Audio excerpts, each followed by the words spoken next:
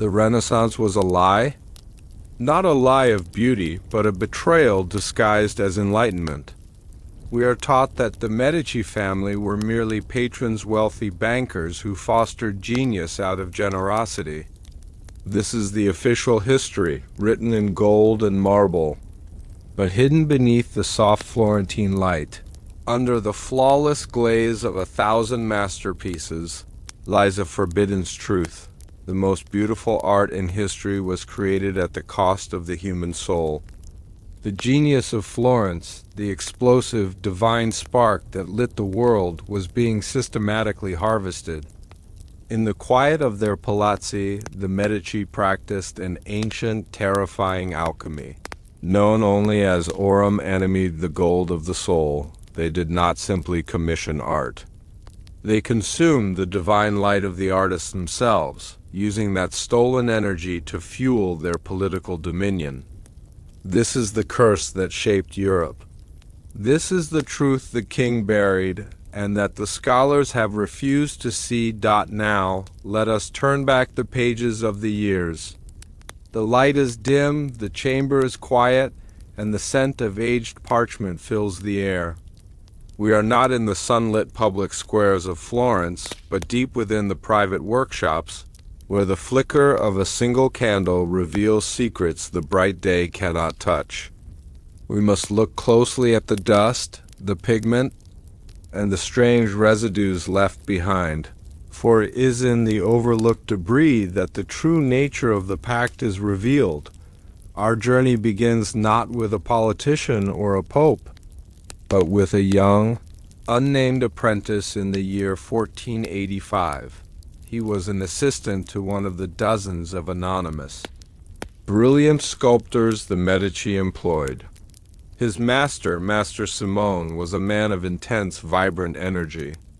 He was known for his almost frantic pace, his boundless creativity, and the fierce, almost painful intensity of his eyes. Simone did not just carve marble. He fought with it, wrestling forms from the stone with a passionate vigor that seemed inexhaustible. Then came the commission. A great, sprawling altarpiece for the Palazzo Pitti, personally endorsed and financed by Lorenzo de' Medici, Il Magnifico. The contract was generous. The materials were flawless, and the prestige was immeasurable. Master Simone naturally accepted with profound gratitude. But the commission carried one strange, silent clause. The Medici required their own chemist to supply a few select, rare pigments and to oversee the final curing process in the private workshop. This was unusual, but the artist, blinded by the promise of glory, dismissed it as merely the wealthy being meticulous. The change in Master Simone was not sudden, but gradual, insidious. It began with the eyes. The fierce light that burned within him began to dim slowly, like oil running low in a lamp. His carving became listless. The frantic energy that once defined his presence settled into a weary, monotonous calm. He would stare at the flawless marble for hours, the hammer drooping from his hand, the spark, that unique, singular fire of genius gone. The apprentice, young and watchful, was the only witness. He noted the increasing frequency of the chemist's visits. The chemist, a severe man named Piero, never spoke, never touched the tools, only monitored the air, the temperature, and occasionally added a fine, almost invisible powder to the wet plaster and the linseed oil. One damp Florentine evening, the apprentice was cleaning the workspace. Master Simone was asleep, exhausted, his body an inert weight on his cot. Near the pallet, tucked into a joint of the floorboards, the apprentice noticed something amiss. It was the last of the strange powder Piero had used, caught in the crack of the stone. It wasn't pigment. It was an ash of fine, metallic dust with the slightest, unsettling glint of gold. This was the first clue, the physical residue of the Aurum Animae. It was the evidence that the Medici were not investing in talent. They were investing in the mechanism of its slow, deliberate withdrawal to understand the nature of this powder and the depth of the Medici cover-up. We must first accept a different, forbidden understanding of creativity in the hidden libraries of Florence. Tucked away in the private scrolls Lorenzo inherited lay the philosophy of Platonic Empyreans. This was an alchemical theological text that posited that true, groundbreaking genius, the kind that produces a David or a dome like Brunelleschi's, is not merely human skill, but a concentrated, limited supply of divine imperial spark channeled through the mortal vessel. This imperial spark, they believed, was a form of energy, and like any energy, it could theoretically be captured, refined, and transferred. The problem, as described in the ancient texts, was twofold: how to draw it out and how to stabilize it for political use. The Medici did not see their artists as men. They saw them as volatile, brilliant sources of a rarefied political fuel. The moral failure, the great betrayal, was the shift in perception. They moved from admiring the spark to actively coveting its consumption. The powder, the gold of the soul, was the catalyst. It was a complex, chemically active compound, perhaps containing trace amounts of heavy metals like bismuth or refined cinnabar, mixed with genuine pulverized gold, hence the name Aurum Animae. This compound, when introduced into the oils, pigments, plasters, and even the artist's favored wine, acted not as a poison, but as a subtle, psychoactive fixative. It allowed the artwork itself, which was a pure conduit of the imperial spark, to slowly absorb and hold the energy. The longer the artist worked, the more genius he poured into the physical object, the more the object held that energy. And when the art was finally presented and placed in the Medici Palazzo, the vault of the blueprints, the true act of harvesting could begin. The artist was left with nothing but his learned skill and a profound, unexplained fatigue, the missing spark. This practice did not begin with Lorenzo, Il Magnifico. The roots of this terrifying policy stretch back to the founder of the dynasty's true power, Cosimo de' Medici. Pater Patrii, father of the country, Cosimo was a man obsessed not just with wealth, but with the quiet, unseen mechanisms of influence. He understood that mere money could be taken, but true, lasting dominion required a psychological command over the city, the Cosimo. Protocol was simple: identify the 10 most explosive talents in Florence at any given time. Commission them lavishly. Give them absolute freedom. But weave them into the system of the Aurum Animae. The result was brilliant. The city became culturally incandescent, attracting more talent, more fuel, while the Medici family, internally, grew calmer, wiser, and possessed of an almost supernatural political clarity. Their decisions always seemed prescient, their influence always total. They were not just rich.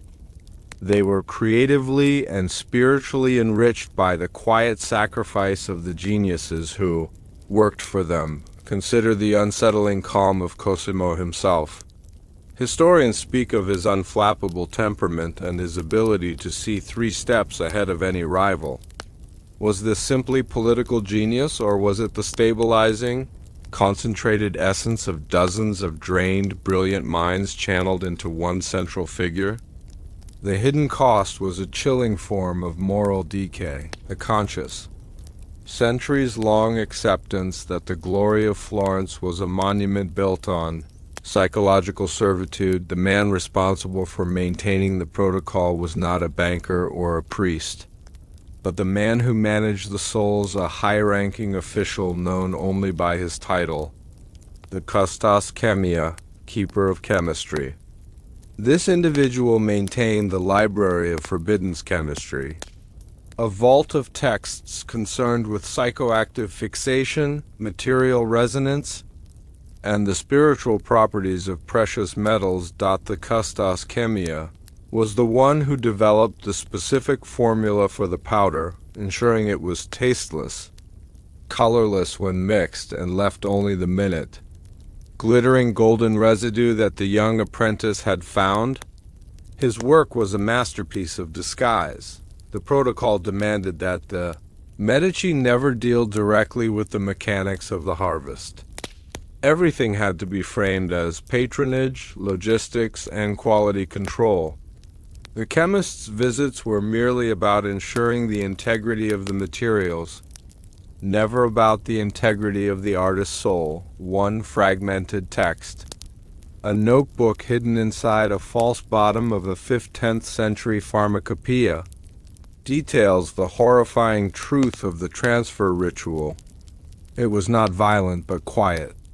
Once the artwork, a statue, a fresco, a panel painting, was cured and moved into the Medici Palace. Special, climate-controlled chambers were used. The custos would place the art within these chambers, often near the famous terracotta pots and artificial groves in the palace garden, and use subtle sonic frequencies, low, almost infrasound tones, to slowly activate the metallic residue within the pigments. This vibration would slowly release the concentrated Empyreal Spark into the air of the palace, where it would be passively absorbed by the family members living there. The tragedy of the artist was the cold, sterile mechanics of the process. They were not being punished. They were simply being used as a high-yield refinery. This understanding changes the meaning of the entire Renaissance art market. Every stroke, every chisel mark, every agonizing hour of creative labor was, in truth, an act of spiritual exchange. The banker's true interest rate was not paid in florins, but in the artist's emotional and psychological longevity. The Medici never lacked for new talent, because their patronage created a constant, global demand for the genius they were harvesting. The system was self-sustaining. The lure, unprecedented wealth and access to the best materials. The harvest, the Aurum Animae powder, subtly fixes the creative energy into the art. The consumption, the art, is moved to the palace. And the transfer ritual of the solstice, a high-energy absorption period, takes place. The result, the artists, now psychologically depleted, either retire into quiet obscurity or become skilled but fundamentally uninspired. Technicians, safe, non-competitive cogs in the system. The next wave of explosive talent is then brought in to be similarly harvested. Consider the case of the young sculptor, whose journal entry began our story. After delivering the finished altarpiece, he lived another 40 years. He ran a successful workshop, produced technically perfect work, but never again felt the divine madness, the spark that had characterized his youth. He was financially secure, but spiritually bankrupt. This was the preferred outcome for the Medici, a compliant, respected former genius who could never again threaten their singular, political creative dominance. The deeper moral decay of the Medici lay in the complete absence of guilt. For generations, they accepted the Aurum Animae as a divine, necessary component of their rule. They believed that only by concentrating this spiritual power could Florence, and by extension, civilization, be properly guided. The lie had become their creed, but the harvest was not always perfect. The energy, the spark, was never meant to be contained in a mortal body outside of its natural source. Over time, it led to strange, subtle imbalances within the Medici themselves. They became too calm, too rational, too cold. This is the psychological layer that a Florentine physician, Dr. Galassi, whose name was later stricken from all records, attempted to document. He observed a chilling characteristic in the later generations of the family, an inability to truly feel profound passion, grief, or even joy. They possessed unparalleled intellect, but their emotional life had been rendered sterile by the continuous intake of purified, borrowed genius. The family was brilliant, powerful, and utterly empty. The portrait's silent accusation is not a technical flaw, but the blank, calm, almost inhuman look in the eyes of the later Medici. They had paid the price for the lie. Becoming creatures of pure intellect sustained by the stolen souls of others, the custos chemia's final, desperate entries detail this fear, that the success of the Aurum Animae was slowly destroying the Medici's humanity, making them perfect rulers but imperfect humans. He feared that the empire they built on the harvested genius would ultimately fail not through external force, but through internal, spiritual sterility. The system lasted for centuries, quietly fueling the family's rise, financing popes, and shaping European history. But like any great, powerful cover-up, it eventually faced a reckoning not with a bang, but with a whimper, when the Medici power finally began to wane in the later years. The cause was not military defeat or economic failure. It was the lack of new, potent genius to harvest. The very success of their system had, perhaps, purged the city of its most volatile, explosive talents, leaving behind only the skilled but emotionally muted practitioners. The flow of the Empyreal Spark began to thin. The later Medici rulers, lacking the intense, stored political energy of their ancestors, made subtle errors. Their calm became lethargy. Their genius became mere competence. The grand engine of the Renaissance, built on the alchemical gold, sputtered and died. The final irony is this: the Medici family, who achieved the greatest cultural influence in history, were ultimately destroyed by the very source of their power. They covered up the crime so completely that when the time came for their downfall, no one could pinpoint the true reason. Historians recorded corruption, incompetence, and changing times. They missed the subtle, terrifying truth that the candlelight fails not because the oil runs out, but because the very air supporting the flame has been consumed. The archives of Florence remain. The paintings hang in the Uffizi. The magnificent architecture stands as a testament to the family's patronage. But next time you look at a flawless, beautiful masterpiece from the Italian Renaissance, pause. Look past the subject. Look at the eyes of the creator and ask yourself what, precisely, was the true cost of that divine, glorious spark. What hidden transaction took place in the quiet of the studio? It is a question that lingers softly in the dim light of the Florentine night. The story of the Medici's gold raises disturbing questions about the very nature of genius and power. But how did the family manage the logistics of this immense secret operation?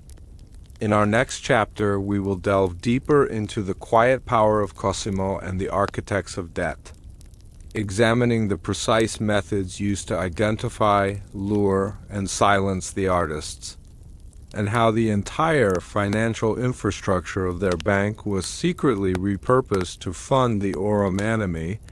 We turn our gaze now to the founder of the great Florentine lie, Cosimo de' Medici, Pater Patriae. While the world saw a quiet, generous banker, the history we access reveals a man of terrifying surgical ambition. Cosimo was the architect of the Aurum Animae protocol, transforming the most powerful bank in Europe into a vessel for spiritual theft. He recognized that true power did not lie in controlling armies, but in controlling the most volatile, forbidden resource, human genius. The vast network of the Medici Bank, with its branches stretching from London to Venice, was not merely transferring Florence.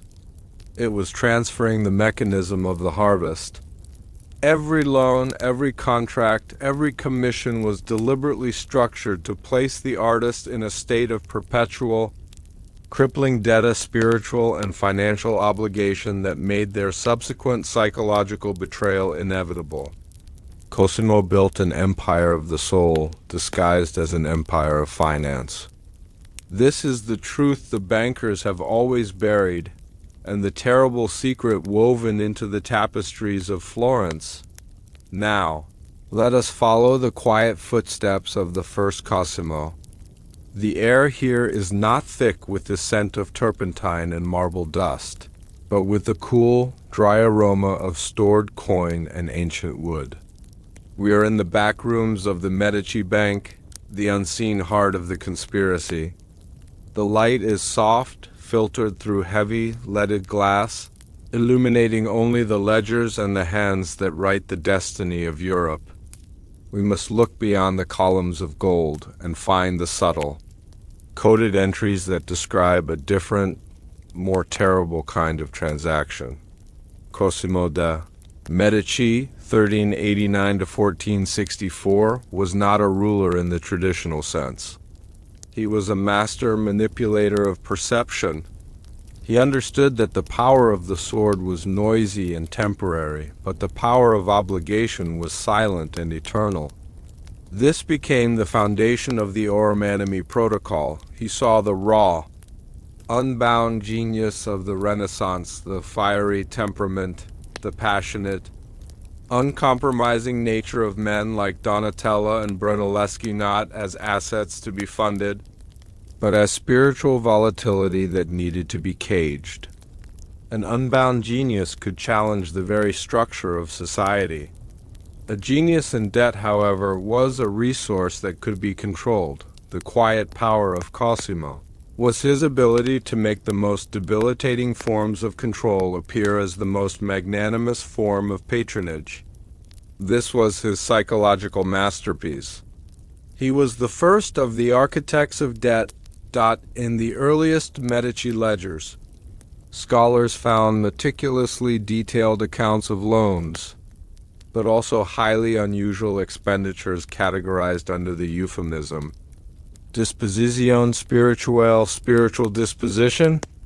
These were the funds allocated to the custos chemia, keeper of chemistry, for the acquisition and preparation of the Aurum Animae components. The bank, therefore, served two functions: financial domination, to acquire conventional political and economic power; spiritual fixation, to acquire the human genius necessary to sustain that power. The genius, when paid, was never paid fully in cash.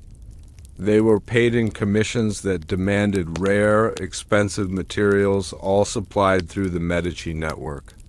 The artist was given the illusion of boundless resources, creating an environment where the Aurum Animae could be subtly introduced into the oils and pigments without suspicion. The bank ensured that the supply chain itself was a hidden conduit for the harvest. The key mechanism of the Medici cover-up was the structure of the loan of convenience.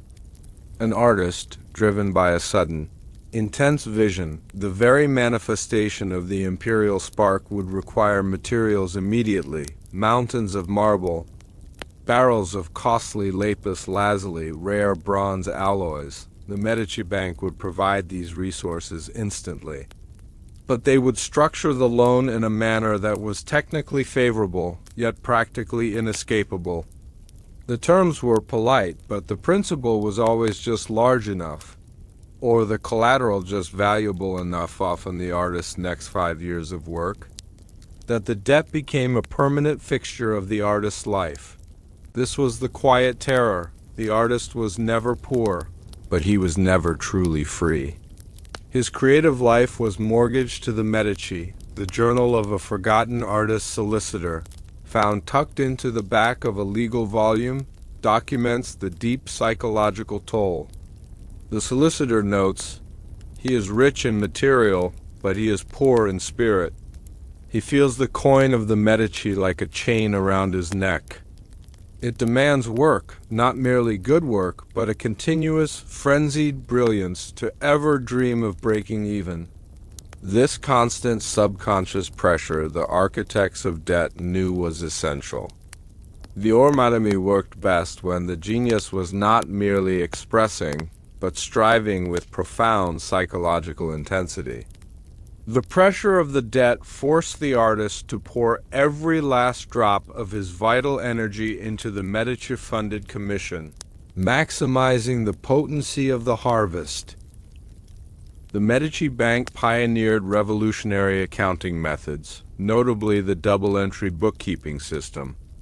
While celebrated as a pinnacle of financial transparency, the researchers who uncovered the Aurum Animae conspiracy discovered a horrifying second layer to the ledger's coded system, known as the Code of the Iron Clamshell, referring to the book's binding. In the primary ledger, the entry for Michelangelo might simply read, "Paid 600 florins for David commission," but in the coded secondary ledger only seen by Cosimo, his successor Piero, and the Custos Chemia, the entry would contain a crucial cipher.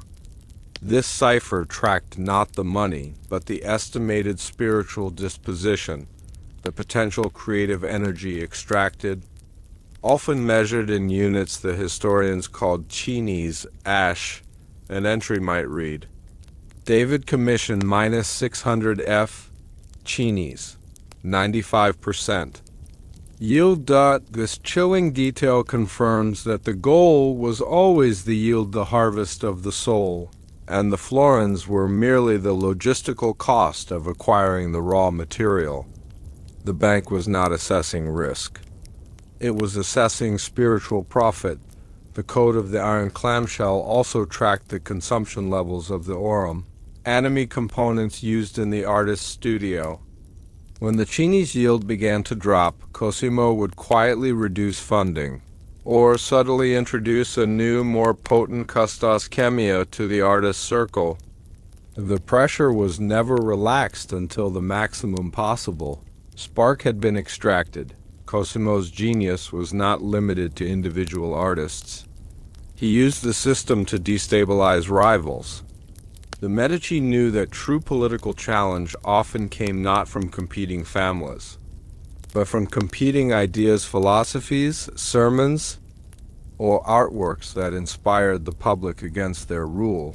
When a competing banker or duke sponsored a highly talented, unbound artist, Cosimo would never confront the artist directly. Instead, he would use his banking network to subtly choke the rival's finances, making their own patronage seem weak and ineffective. He would allow the rival to fund the artist, let the genius build their momentum, and then, at the critical moment, pull the financial rug out from under them. The artist would be left with an unfinished commission. Desperate and exposed, it was then that the Medici would step in, offering a magnificent, overwhelming commission, but under the precise terms of the Aurum Animae protocol.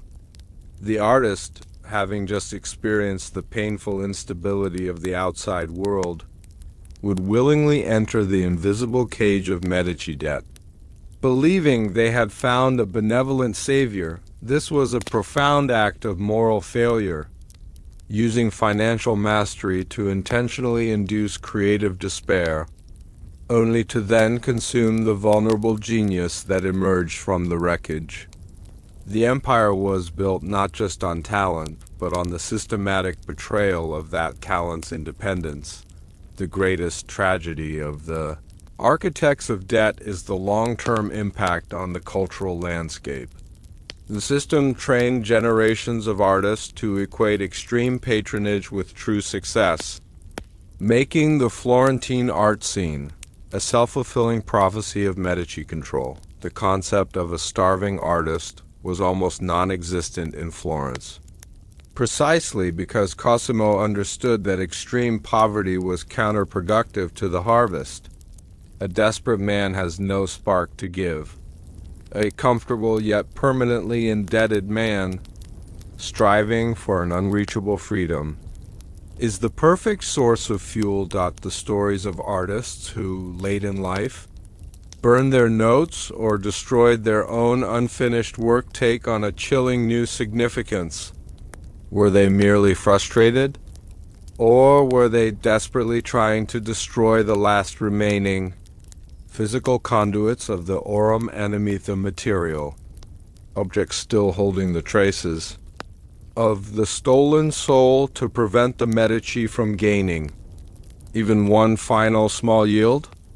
The final word on Cosimo's moral legacy is found in the scattered philosophical notes of Marsilio Ficino, a scholar nominally close to the Medici. Ficino, writing in Greek, not Latin or Italian, lamented the perversion of the Platonic ideal. He argued that the Medici's obsession with fixing the divine spark into material wealth was not enlightenment, but a profound spiritual inversion. He realized that the bank, designed to manage earthly wealth, had been corrupted into a tool for managing spiritual poverty. The quiet power of Cosimo was the power to make the soul subservient to the ledger. As we close this ledger, the profound irony of the Medici's position remains. They gained the world, the power, the glory, the immortal fame of the Renaissance by consuming the very essence of creativity. But the spiritual debt accrued by the family was far greater than any financial debt they ever forgave. Every coin, every florin that passed through their hands carried the silent whisper of the architects of data, reminder that nothing in Florence was free, and that every act of brilliance was an investment with a hidden terrible interest rate. The quiet, hypnotic rhythm of the bank, the scratch of the quill, the rustle of the parchment, the soft clink of the gold was, in truth, the sound of the lifeblood of genius being slowly, methodically pumped out of the artists and into the core of the dynasty. The true secret of the Medici Bank was that it wasn't a bank at all. It was an alchemical device masquerading as a financial institution, engineered by a man whose silent ambition cost Florence its very soul. The elegance of the system lay in its unwavering precision. The Medici never relied on chance. They meticulously catalogued the life of every potential victim. They knew which artists were driven by ego, which by need, and which by a pure, almost destructive passion for their craft. The debt was tailored to the individual's psychological weakness, ensuring maximum creative output. For the arrogant artist, the debt was framed as a necessary risk for unparalleled glory. For the struggling man, it was a lifeline to stability. For the purely driven genius, it was the only way to acquire the materials worthy of their vision. In every case, the invisible cage was perfectly fitted, this level of moral compromise. Institutionalized and disguised as financial prudence is the true legacy of Cosimo. He did not merely commit a crime. He engineered a new, terrible form of power that lasted for centuries, fueled by the forbidden energy of the human spirit. And now, the whispers of those lost souls still echo in the quiet courtyards of the Medici Palazzi, a constant, low hum beneath the beauty of the Renaissance. It is a reminder that the most profound forms of betrayal are often the quietest, carried out not with a sword, but with a ledger and a polite request for collateral. We have traced the genesis of the system to Cosimo, the architect of debt, but how did the Aurum Animae powder actually work? And what was the unsettling nature of the substances the Medici chemist used to facilitate the transfer of the divine spark? In our next chapter, we will open the scribe's hidden ledger of human potential. diving into the coded chemical formulas and the terrifying financial documentation that assigned a precise monetary value to the theft of the soul behind the gilded cages of the Medici Bank. Beyond the counting house lay the most forbidden record in Renaissance history. This was not a ledger of gold or silver, but a meticulous, terrifying accounting of the human soul. This was the work of the scribe, a forgotten, nameless accountant whose only task was to quantify the sublime. He treated the divine spark of genius, the imperial spark that fueled men like Leonardo and Michelangelo, not as a gift from God, but as a quantifiable, perishable asset. Every artist sponsored by the Medici was classified, graded, and assigned a precise exchange rate, the monetary value of their betrayal. The scribe's chilling entries documented the exact moment the artist's soul began to depreciate, transforming a living source of brilliance into sterile, harvestable chinis or spiritual ash. This ledger holds the curse of the Florentine dynasty, detailing a generational theft so profound it redefines the very concept of wealth. This is the truth the king buried, and that the scholars have refused to see. Now, let us move from the clamor of the main bank floor and into a deeper, drier chamber. The light is weak here, dust motes dance in the narrow beam that falls across a single, heavy wooden desk. The air is cool, undisturbed, carrying the faint metallic scent of the ink used to record the most sensitive secrets. We must imagine the scribe, hunched over his work, quill scratching softly, meticulously calculating the yield of a human being. The weight of the world's artistic glory rested, in part, on the cold precision of his hidden accounts. The man who kept this hidden ledger of human potential was often known simply as Niccolò, though his full name and ancestry were deliberately obscured even from most of the Medici family.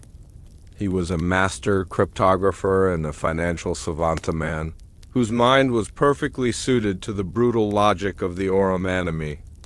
His duty was to translate the volatile, unpredictable force of genius into the stable, reliable language of banking. The ledger itself was bound in plain, untreated oxhide, utterly unremarkable save for the iron clasp that locked it away.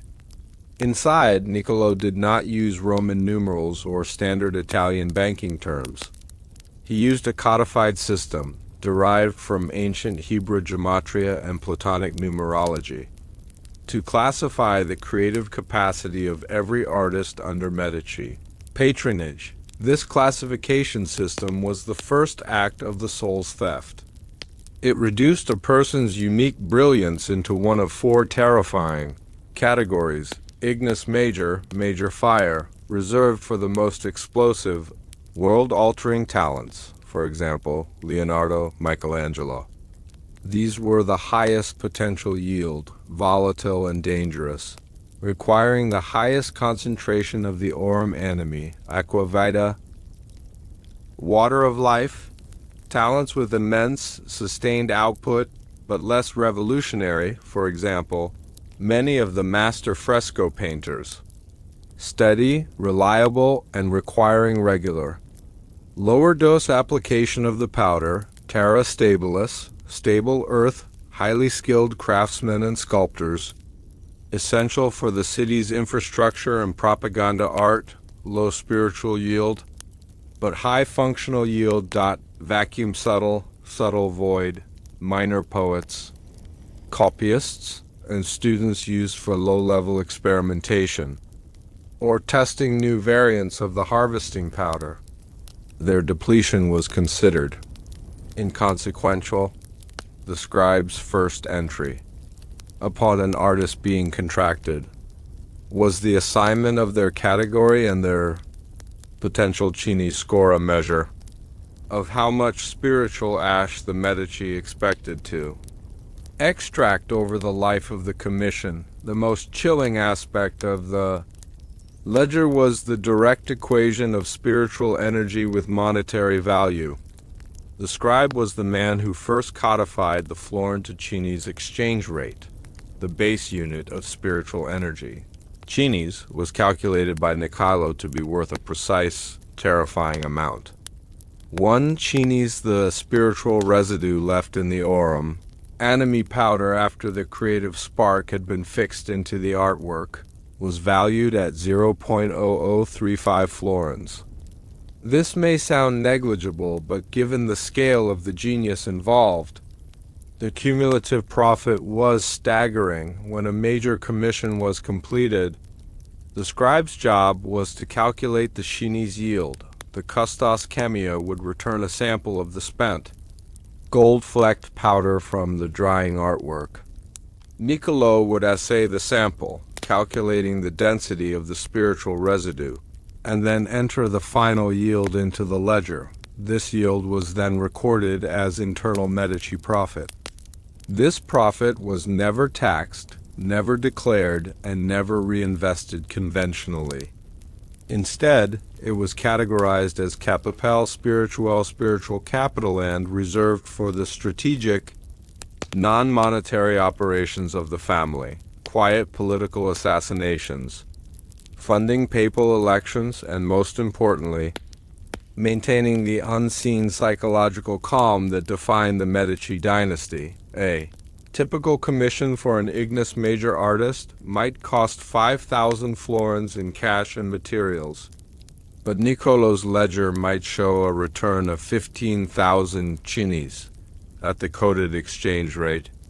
This yielded a spiritual profit equivalent to 52.5 florins, a hidden risk-free dividend on genius.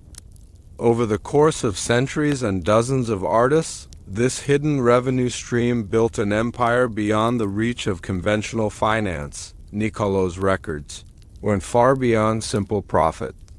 He was tasked with charting the terrifying concept of spiritual depreciation. For the Medici, a declining yield was a failure of the system, not a natural part of the artistic process. Every 6 months, Niccolò received reports from agents disguised as artistic assistants or suppliers. These reports detailed hours of intense effort, the frequency of the artist's manic, inspired work sessions, emotional volatility, the measure of their tantrums, passions, and personal drama. High volatility meant high fuel burn and a strong spark. The look in the eyes, a subjective, yet critical measure of the artist's vibrancy. Niccolò would cross-reference these psychological reports with the Aurum Animae consumption rate.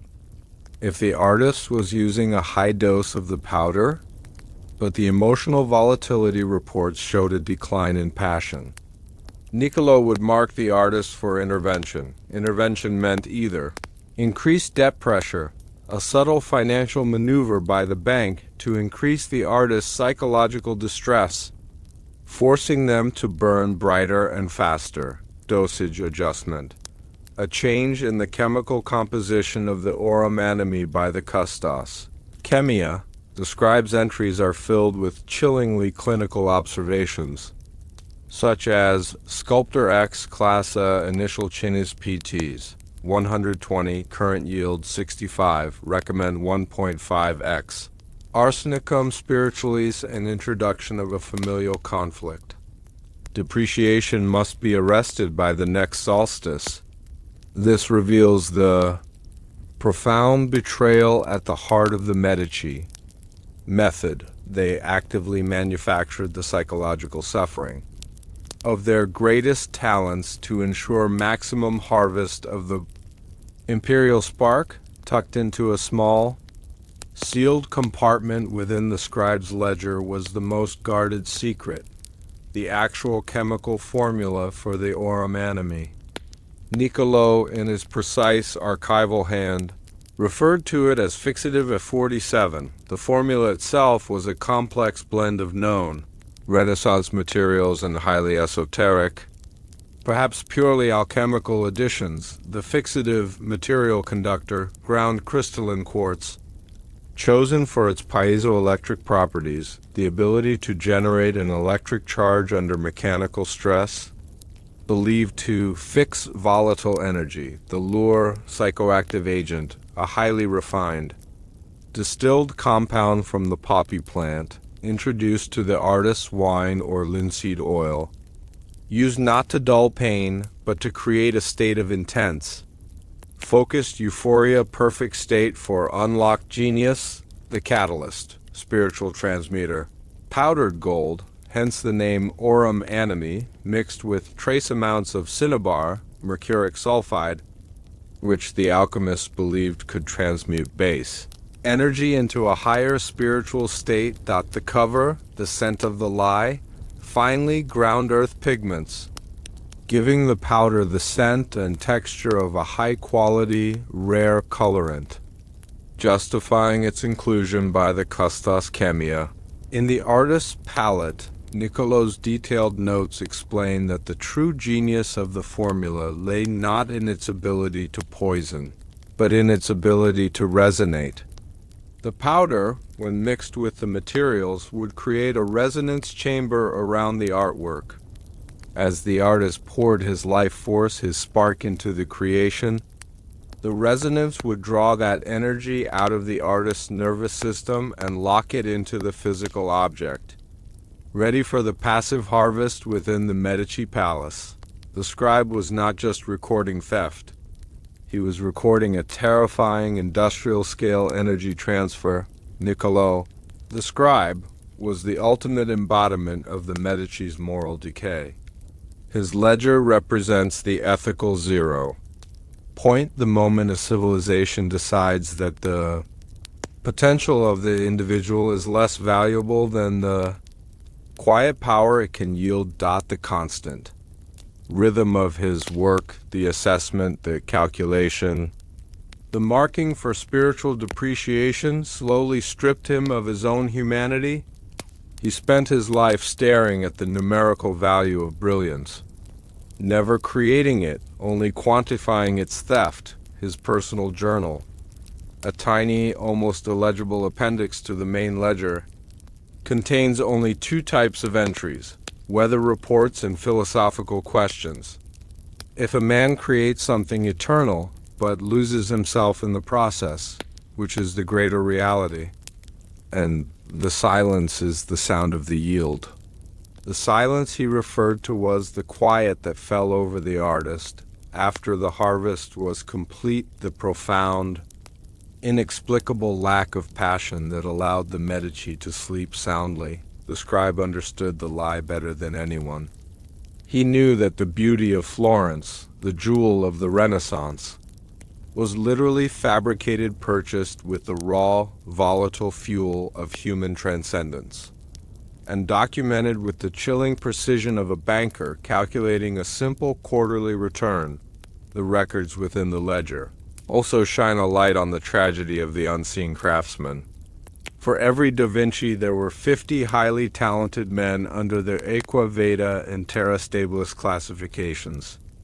These men created the great public fountains, the ornamental details, and the 1,000 works that made Florence feel like a center of genius.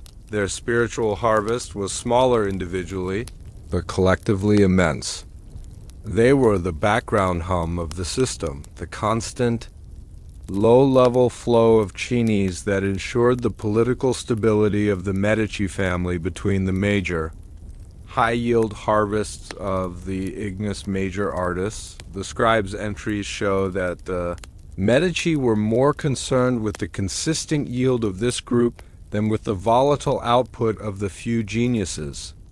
Consistent mediocrity, when spiritually fixed, created the perfect psychological blanket for the Cydia, feeling of general well-being and endless cultural progress that masked the central, terrifying truth of the harvest. Their brilliance was used not for eternal glory, but for temporary political anesthesia. The scribe's hidden ledger was the control panel of the Aurum Animae. It was the bridge between the world of high finance and the world of high alchemy. It allowed the Medici to plan their patronage with the long-term, cold rationality of a financial projection rather than the impulsive, chaotic nature of artistic funding. It is a monument to the ultimate betrayal of the Enlightenment ideal, the idea that the soul could be quantified, priced, and sold as a commodity. The ledger, now hidden deep in the archives, is silent, but its message is clear.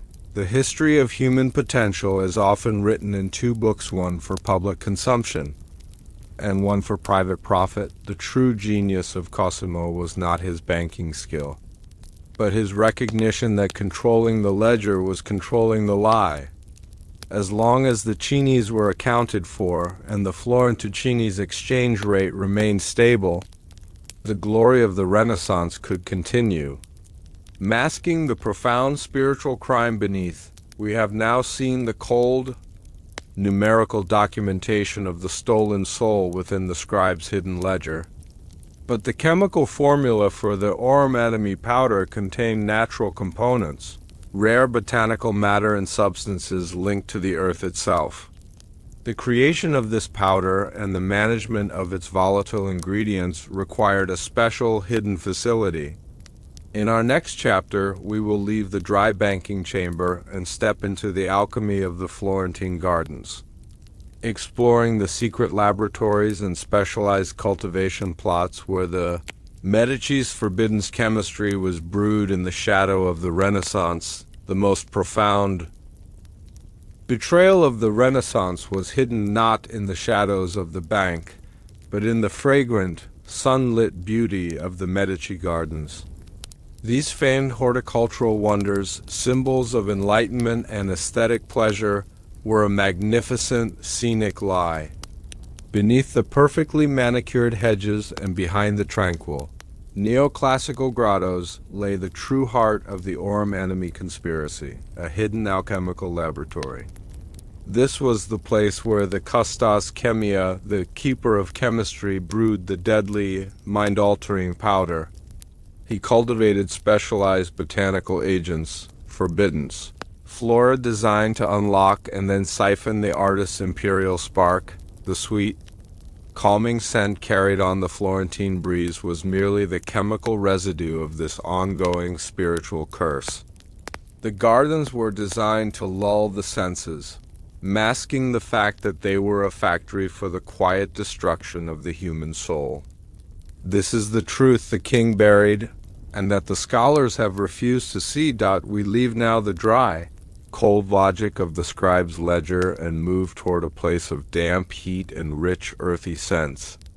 The light here is humid, filtered through the thick green canopy of the Palazzi grounds. We hear the soft trickle of water, not from a decorative fountain, but from a deliberate cooling system designed for volatile chemical reactions. We are seeking the hidden spaces where beauty and poison met, where the sublime was manufactured into a powder, and the light of genius was prepared for harvest.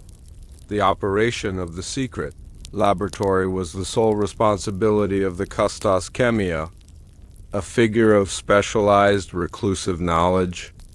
Unlike the scribe who dealt only in numbers, the Custos dealt in the tangible reality of transformation, the alchemical process of turning base matter, metals, plants, into the refined agent of spiritual theft. The location was brilliant, the beautiful private gardens of the Medici. By the mid-15th century, the creation of elaborate garden grottos was highly fashionable caves built into the landscape, adorned with shell mosaics and artificial stalactites designed for cool contemplation. The public viewed them as an extension of the family's philosophical pursuits. The reality was far darker. The grotto served as a three-part system of tripartite concealment: the foyer, public face, the outer cave, where guests admired the moss and the shellwork, the greenhouse, the lure cultivation. A hidden, heat-regulated chamber behind a trick panel used to cultivate the delicate, foreign flora needed for the psychoactive agent, the furnace of fixation, a deep, underground stone chamber, connected to the grotto's main water source where the final, Volatile fusion of organic and inorganic elements took place. The gardens, in their quiet perfection, acted as the perfect psychological shield. The very presence of such serene beauty made the idea of a dark, clandestine laboratory beneath them unthinkable, even to the most suspicious observer. The alchemy of the Florentine gardens relied entirely on this contrast. The most critical component of the Aurum Animae, the one the scribe referred to as the lure, was a refined, ultra-potent derivative of the poppy plant. But this was no common opium. The Custos Chemia cultivated rare strains imported through the Medici's vast trade network, grown specifically for their high concentration of euphoria-inducing alkaloids. Rather than sedative qualities, the goal was not to dull the artist, but to elevate them into a state of intense, almost frantic creativity. The Custos believed that the Empyreal Spark was only truly released when the artist entered a state of manic, unbridled passion, a feeling of absolute euphoric alignment with their vision. The lure was designed to induce this state, forcing the creative conduit open inside the hidden greenhouse. Under the dim, filtered light, these plants grew pale, foreign, and carefully shielded from the external air. The Custos meticulously harvested the sap and seeds, subjecting them to a distillation process far more complex than that used for mere medicine. He was aiming for an ethereal. Extract a liquid so refined that it was virtually undetectable when mixed into a flask of Chianti or the artist's. Turpentine dot the subtle sweetness on the air of the garden was often the residue of this distillation process, a perfume of forbidden chemicals masking the profound moral horror they represented. The beauty of the garden itself was a curse, intoxicating the senses while the central element of the spiritual, theft, was being prepared nearby. The real work of the Custos Chemia took place in the subterranean laboratory. This was where the organic lure met the inorganic fixative, the metallic and mineral components that would lock the Empyreal Spark into the artwork. The fixative, as detailed in the scribe's notes, consisted primarily of ground quartz, brought from the Swiss Alps, chosen for its sharp, crystalline structure and its ability to absorb and amplify energy. Refined cinnabar, mercury sulfide, used for its traditional alchemical association with transformation and the transmutation of base matter. Powdered gold, the tiny, shimmering flecks of gold that gave the powder its name and were essential for its resonance properties. The furnace of fixation was a process of slow, low-temperature fusion. The lure extract was dried and mixed with the metallic powder, then ground repeatedly with a large stone mortar and pestle, powered by a quiet, concealed mechanism connected to the grotto's external water wheel. The process was methodical, rhythmic, and hypnotic, the perfect atmosphere for a sleep story. The steady grinding, the soft hiss of the chemical reactions, the smell of damp earth and metallic dust, it was the sound of the lie being physically manufactured. The Custos was performing a dark sacrament, turning the essence of life and stone into a tool for spiritual depreciation. Unlike the scribe, who was cold and numerical, the Custos Chemia often experienced intense moral anxiety, recorded in his personal, heavily coded laboratory notebooks.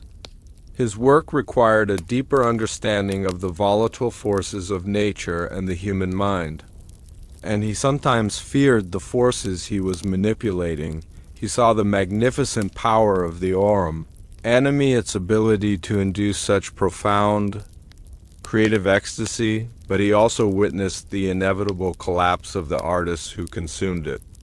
His notes are filled with chilling reflections. The perfect color, the purest white, It demands the total void in the heart of the man who wields it. We are not creating beauty, we are creating a vacuum. He was caught in the central betrayal, his work, which required genuine alchemical skill and a love for the transformative power of nature, was corrupted into an instrument of profound moral decay for the benefit of the Medici's political ambition. He was the guardian of the beautiful poison dot to cope. The custos turned his anxiety into ritualistic perfection. Every batch of fixative A47 had to be flawless. Every grinding cycle timed precisely. This relentless pursuit of perfection was his psychological defense if the science was perfect. Perhaps the sin was only in the application, not the creation. Once the Aurum Animae powder was complete, its distribution had to be as discreet as its manufacture. The gardens once again provided the perfect cover. The final, dried powder was packaged in small, sealed clay ampoules, disguised as rare imported spices or exotic botanical specimens. These ampoules were then carried out of the grotto's side passage, concealed beneath the decorative moss and water channels. The network of delivery was the final, elegant piece of the system. The botanical supplier, the custos, would deliver the spices to the Medici's master supplier of art materials, the pigment mixer, the supplier. A vetted accomplice would subtly mix the powder into the most expensive pigments like lapis lazuli or Veneta green, ensuring the artist paid a premium for the pleasure of consuming their own soul. The kitchen, a secondary, smaller batch of the lure extract was often delivered to the palace kitchen, where it was mixed into the artist's private food and wine when they dined with the patrons, ensuring constant low-level ingestion of the euphoria agent. The entire city of Florence, breathing the air of the Renaissance, was unknowingly participating in a massive systemic spiritual transfer. The magnificent cultural achievement was merely the waste product of the Medici's quiet, alchemical power grab. The ultimate lie of the Florentine gardens is that they represented the harmony of man and nature. In truth, they represented the opposite, the calculated corruption of nature, for the total subjugation of man. The geometric precision of the garden layouts, the perfectly symmetrical cypress avenues, the calm, unchanging presence of the imported statues, all these aesthetics reinforce the psychological message of Medici control and stability. Everything was ordered, everything was beautiful, everything was safe. The message was, submit to our order and you will achieve perfection. But the perfection was an illusion. It was a beautiful manufactured prison that concealed the messy, unethical process of spiritual mining. The quiet beauty was the final, successful element of the cover-up, ensuring that no one would ever suspect that the divine art being created was merely the ghost of a stolen soul. The sound of the water trickling in the grotto, the gentle rustle of the leaves in the carefully planned grove, these were not sounds of peace, but the lullaby of a dynasty that had purchased its political longevity with a forbidden chemical compound brewed in the shadow of its own. Immaculate gardens. We must dwell on the poetry of this corruption. The Medici, who professed to cherish humanism and the perfection of man, used the earth and its botanical potential to chemically dismantle the human spirit.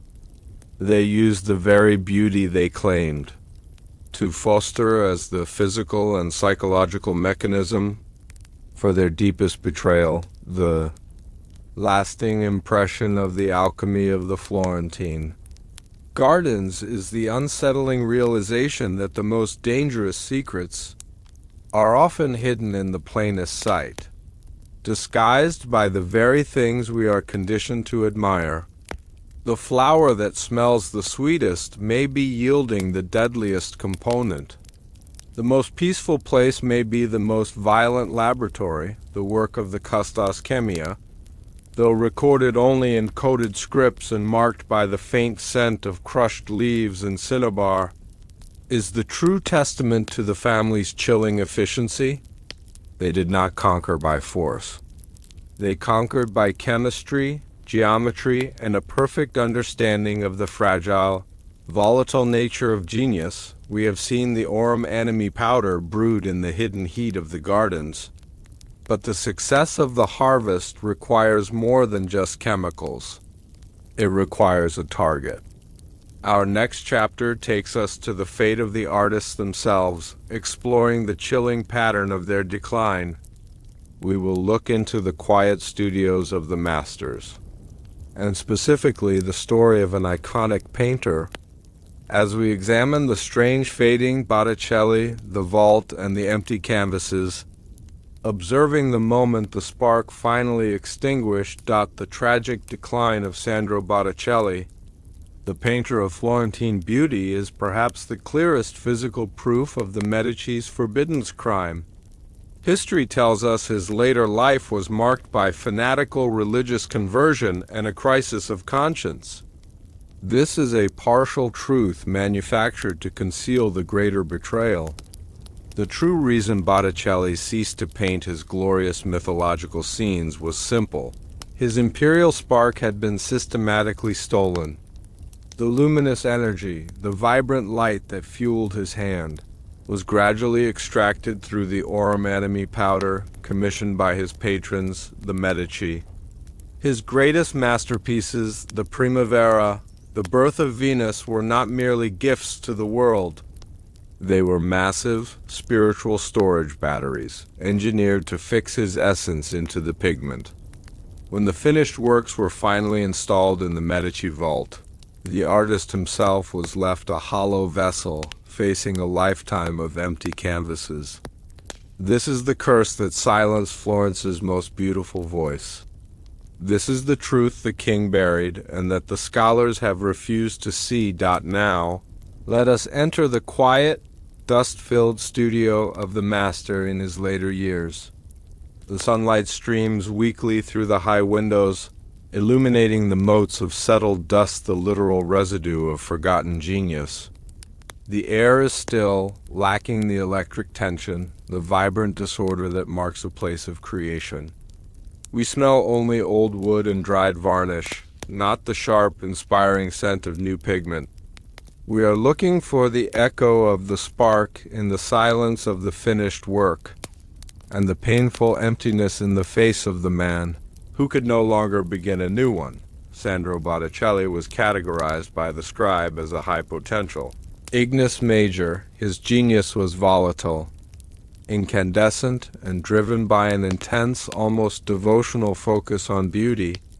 For the Medici, he was a perfect high-yield investment. The brilliance of his early work, the fluid lines, the ethereal, almost glowing quality of his colors, was the first evidence of the Aurum Animae at work. The custos chemia focused the highest concentration of the fixative A47 into the blues, greens, and cinnabar reds that defined Botticelli's mythological canvases. These colors were expensive, complex, and required long mixing and drying times. The ideal duration for the Empyreal Spark to be drawn out of the artist's nervous system and chemically bonded to the material. The custos reported on the efficiency of the artist's consumption. Botticelli, driven by perfectionism and the euphoric lure component of the powder, would spend weeks mixing and applying a single shade of green, ensuring a maximum transfer of energy into the painting. He believed he was chasing artistic perfection.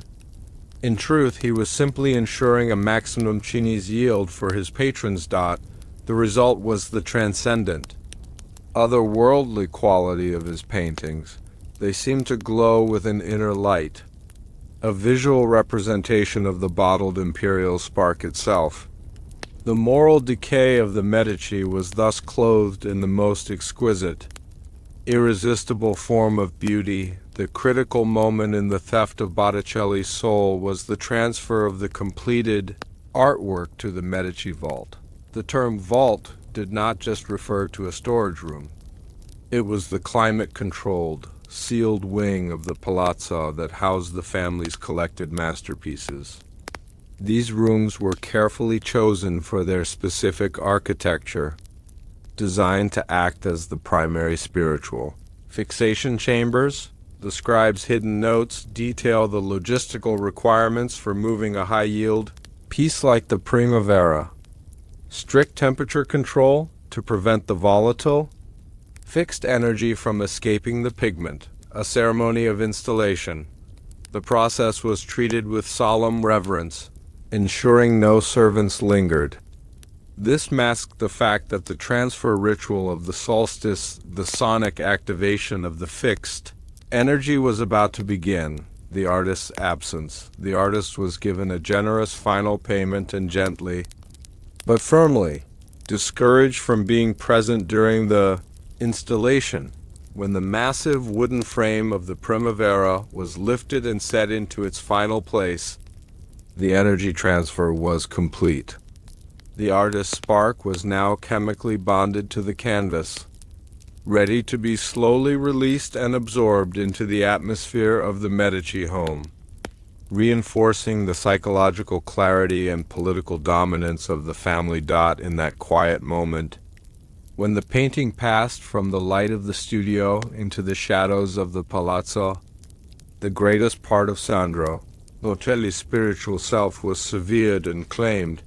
The immediate consequences of the harvest were subtle but profound. Botticelli did not collapse or become violently ill.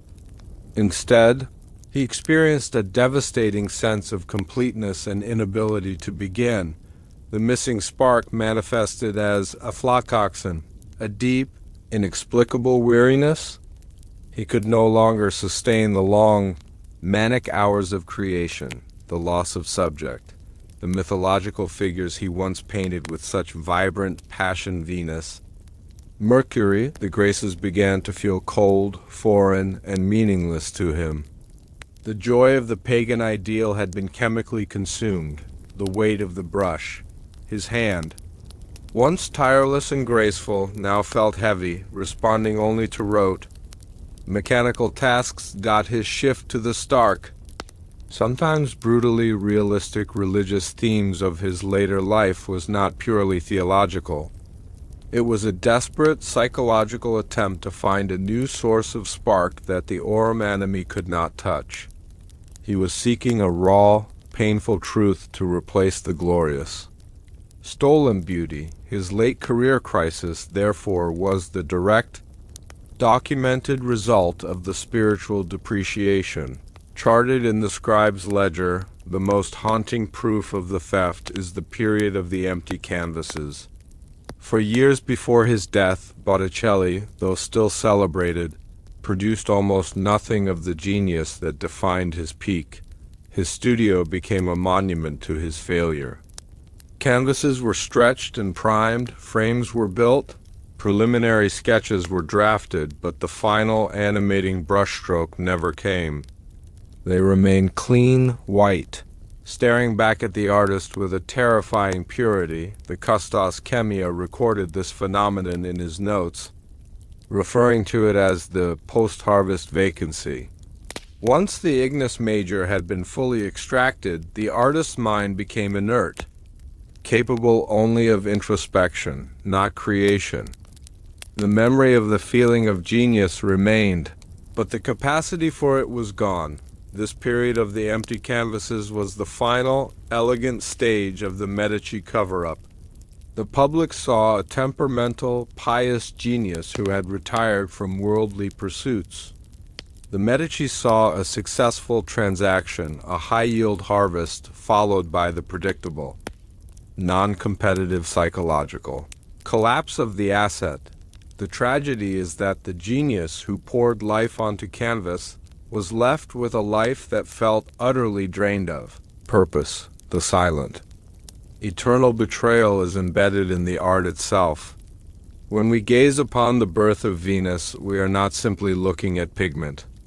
We are looking at the frozen, magnificent output of a high-yield spiritual harvest. The researchers who found the scribe's ledger often studied the art itself, believing the essence of the Aurum Animae lay hidden within the details. They noticed an unsettling perfection, a quality that seems almost too controlled, too flawless for mere human effort. This perfection, they theorized, was the sign of the chemical fixative working. The Empyreal Spark, once fixed, renders the work immune to the subtle imperfections of human emotion. The finished Primavera is therefore not a spontaneous work of genius, but a magnificent, spiritually charged artifact, a machine that continuously generates Medici influence, the final, silent accusation of Venus as she stands on the shell is that her beauty was bought at the price of the painter's inner light. The grace of the figures is the visible manifestation of the stolen soul. Made permanent, Botticelli's final years were characterized by extreme poverty, a strange contrast to the immense wealth he generated for the Medici. The scribe's records show why. After the harvest, the family drastically cut his patronage. The architects of debt deemed him a spent asset. The maintenance costs of a depleted artist were unnecessary, and the funds were reallocated to a new, rising Ignis Major. The painter who made Florence the capital of beauty died in obscurity. His late career religious devotion often interpreted as a repudiation of his earlier work. But perhaps that devotion was simply the only force left to fill the vacuum where his spark once resided, a desperate attempt to replace the stolen divinity with a higher, untouchable one. The moral failure of the Medici is clear. They did not just use the artists. They threw them away, leaving them to face the empty canvases that marked the end of their creative existence. The story of Botticelli is the universal lesson of the Aurum Animae. The most beautiful achievements are often rooted in the darkest, most carefully orchestrated betrayal. The fading light of the master painter serves as a chilling testament to the power of a dynasty that understood that true control over the world requires controlling the very source of human creation. As we look upon the Renaissance, we must see not just the patrons but the hidden predators, not just the masterpieces but the spiritual debts they represent. The silence in Botticelli's studio in his final years is the sound of a genius that had completed its terrible purpose. We have traced the strange fading of Botticelli, observing the tragic human cost of the Aurum Animae. But the physical proof of this crime lies not only in the art, but in the specific instructions for creating the harvesting agent. Our next chapter takes us back to the chemical process, where we will uncover the exact recipe and the terrifying economic justification for the compound, delving into the formula for the pigment and the banker's true interest rate. The most chilling revelation concealed within the Medici conspiracy is the precise financial valuation of the stolen soul. We now stand at the nexus of finance and alchemy, where the forbidden formula of the Aurum Animae meets the terrifying precision of the bank ledger. The most celebrated colors used by the Renaissance masters, the glowing greens, the deep spiritual blues, contained a deliberate chemical betrayal. That chemical agent, known as fixative A47, was the true currency of Florence. For every florin the Medici invested in pigment and marble, they expected an exponential return in chinis, the spiritual ash harvested from the artist's soul. This invisible profit, documented with chilling accuracy by the scribe, was the banker's true interest rate, a tax on genius, a debt paid not with money but with life force. This economic inversion, this perpetual curse, fueled the Medici dynasty for centuries. This is the truth the king buried, and that the scholars have refused to see. We are now in a quiet, analytical space, standing between the grinding stone of the chemist and the polished desk of the accountant.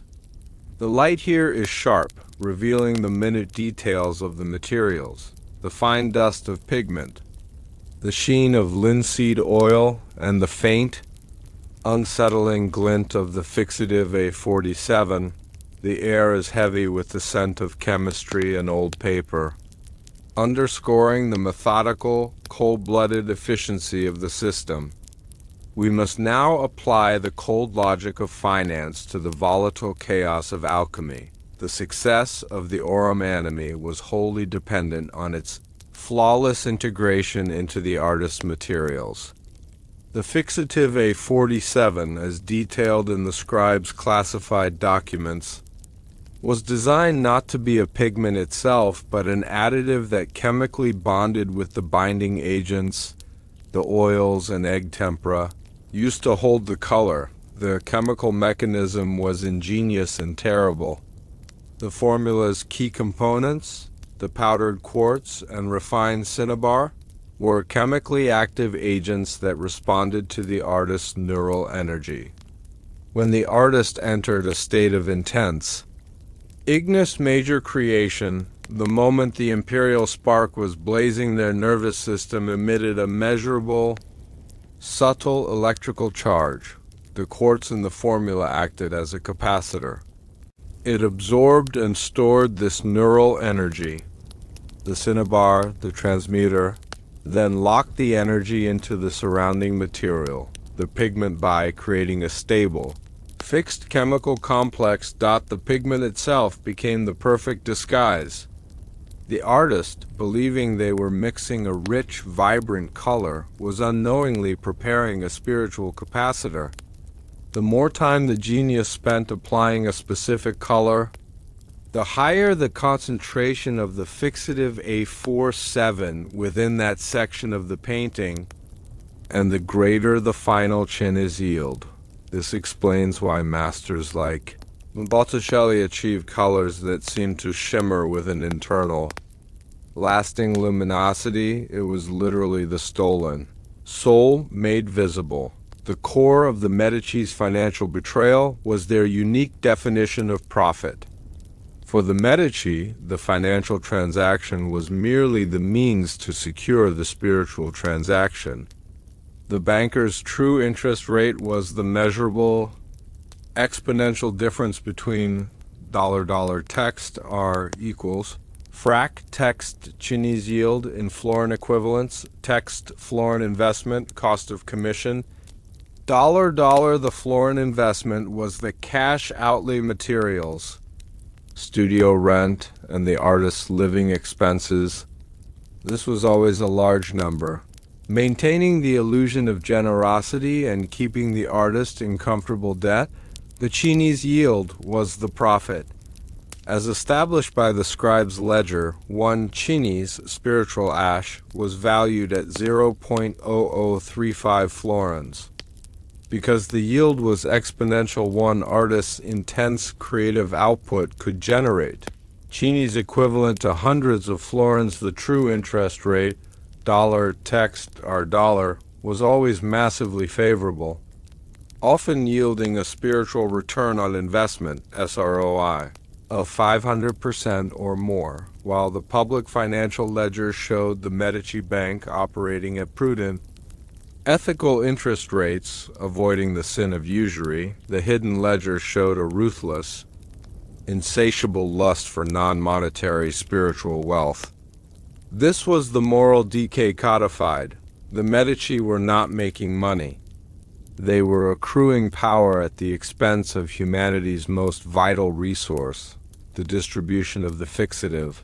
A 47 was meticulously tied to the cost of the pigments. The more expensive the color, the less suspicion would be raised by adding a rare, expensive-looking white or gold-flecked powder to the mixing process. Consider ultramarine blue, derived from lapis lazuli. It was literally worth more than its weight in gold. Artists had to beg their patrons for it. When the Medici provided this precious pigment, the artists' gratitude was immense. They would never question why the accompanying linseed oil or the fine marble grinding stone felt marginally different. The custos chemia would instruct the pigment mixers to introduce the highest concentrations of the fixative A47 into the most valuable and most intensely worked colors. When the artists labored for weeks to achieve the perfect depth of blue in a Madonna's robe, they were maximizing the Cheney's yield for that specific, emotionally charged section of the painting. The irony is profound. The artists believed they were achieving transcendental beauty by using the finest materials money could buy. In reality, they were using the finest chemical conduit for their own spiritual mining. The cost of the pigment was not the cost of the stone, but the cost of the soul it was designed to steal. Why would the wealthiest family in Europe resort to such an elaborate, forbidden curse? The answer lies in the nature of political power. Money is volatile. It can be lost, seized, or devalued. But the Empyreal Spark, once fixed and consumed, provided a unique form of stability that conventional finance could not match. The Cheney's. The spiritual ash was consumed by the Medici for two purposes: political clarity, the banker's calm. The harvested spiritual energy was believed to reinforce the family's intellect, giving them the quiet power of Cosimo prescience, honoring judgment and emotional detachment. This intellectual edge allowed them to navigate the chaotic politics of the Renaissance without error, longevity, and influence. The energy was thought to extend the family's line and influence, warding off the political curse of feuding families and sudden exile. Therefore, the banker's true interest rate was less about monetary return and more about insurance. The Aurum Animae was the premium the Medici paid, or rather, forced others to pay to ensure their political immortality. This moral decay was not incidental.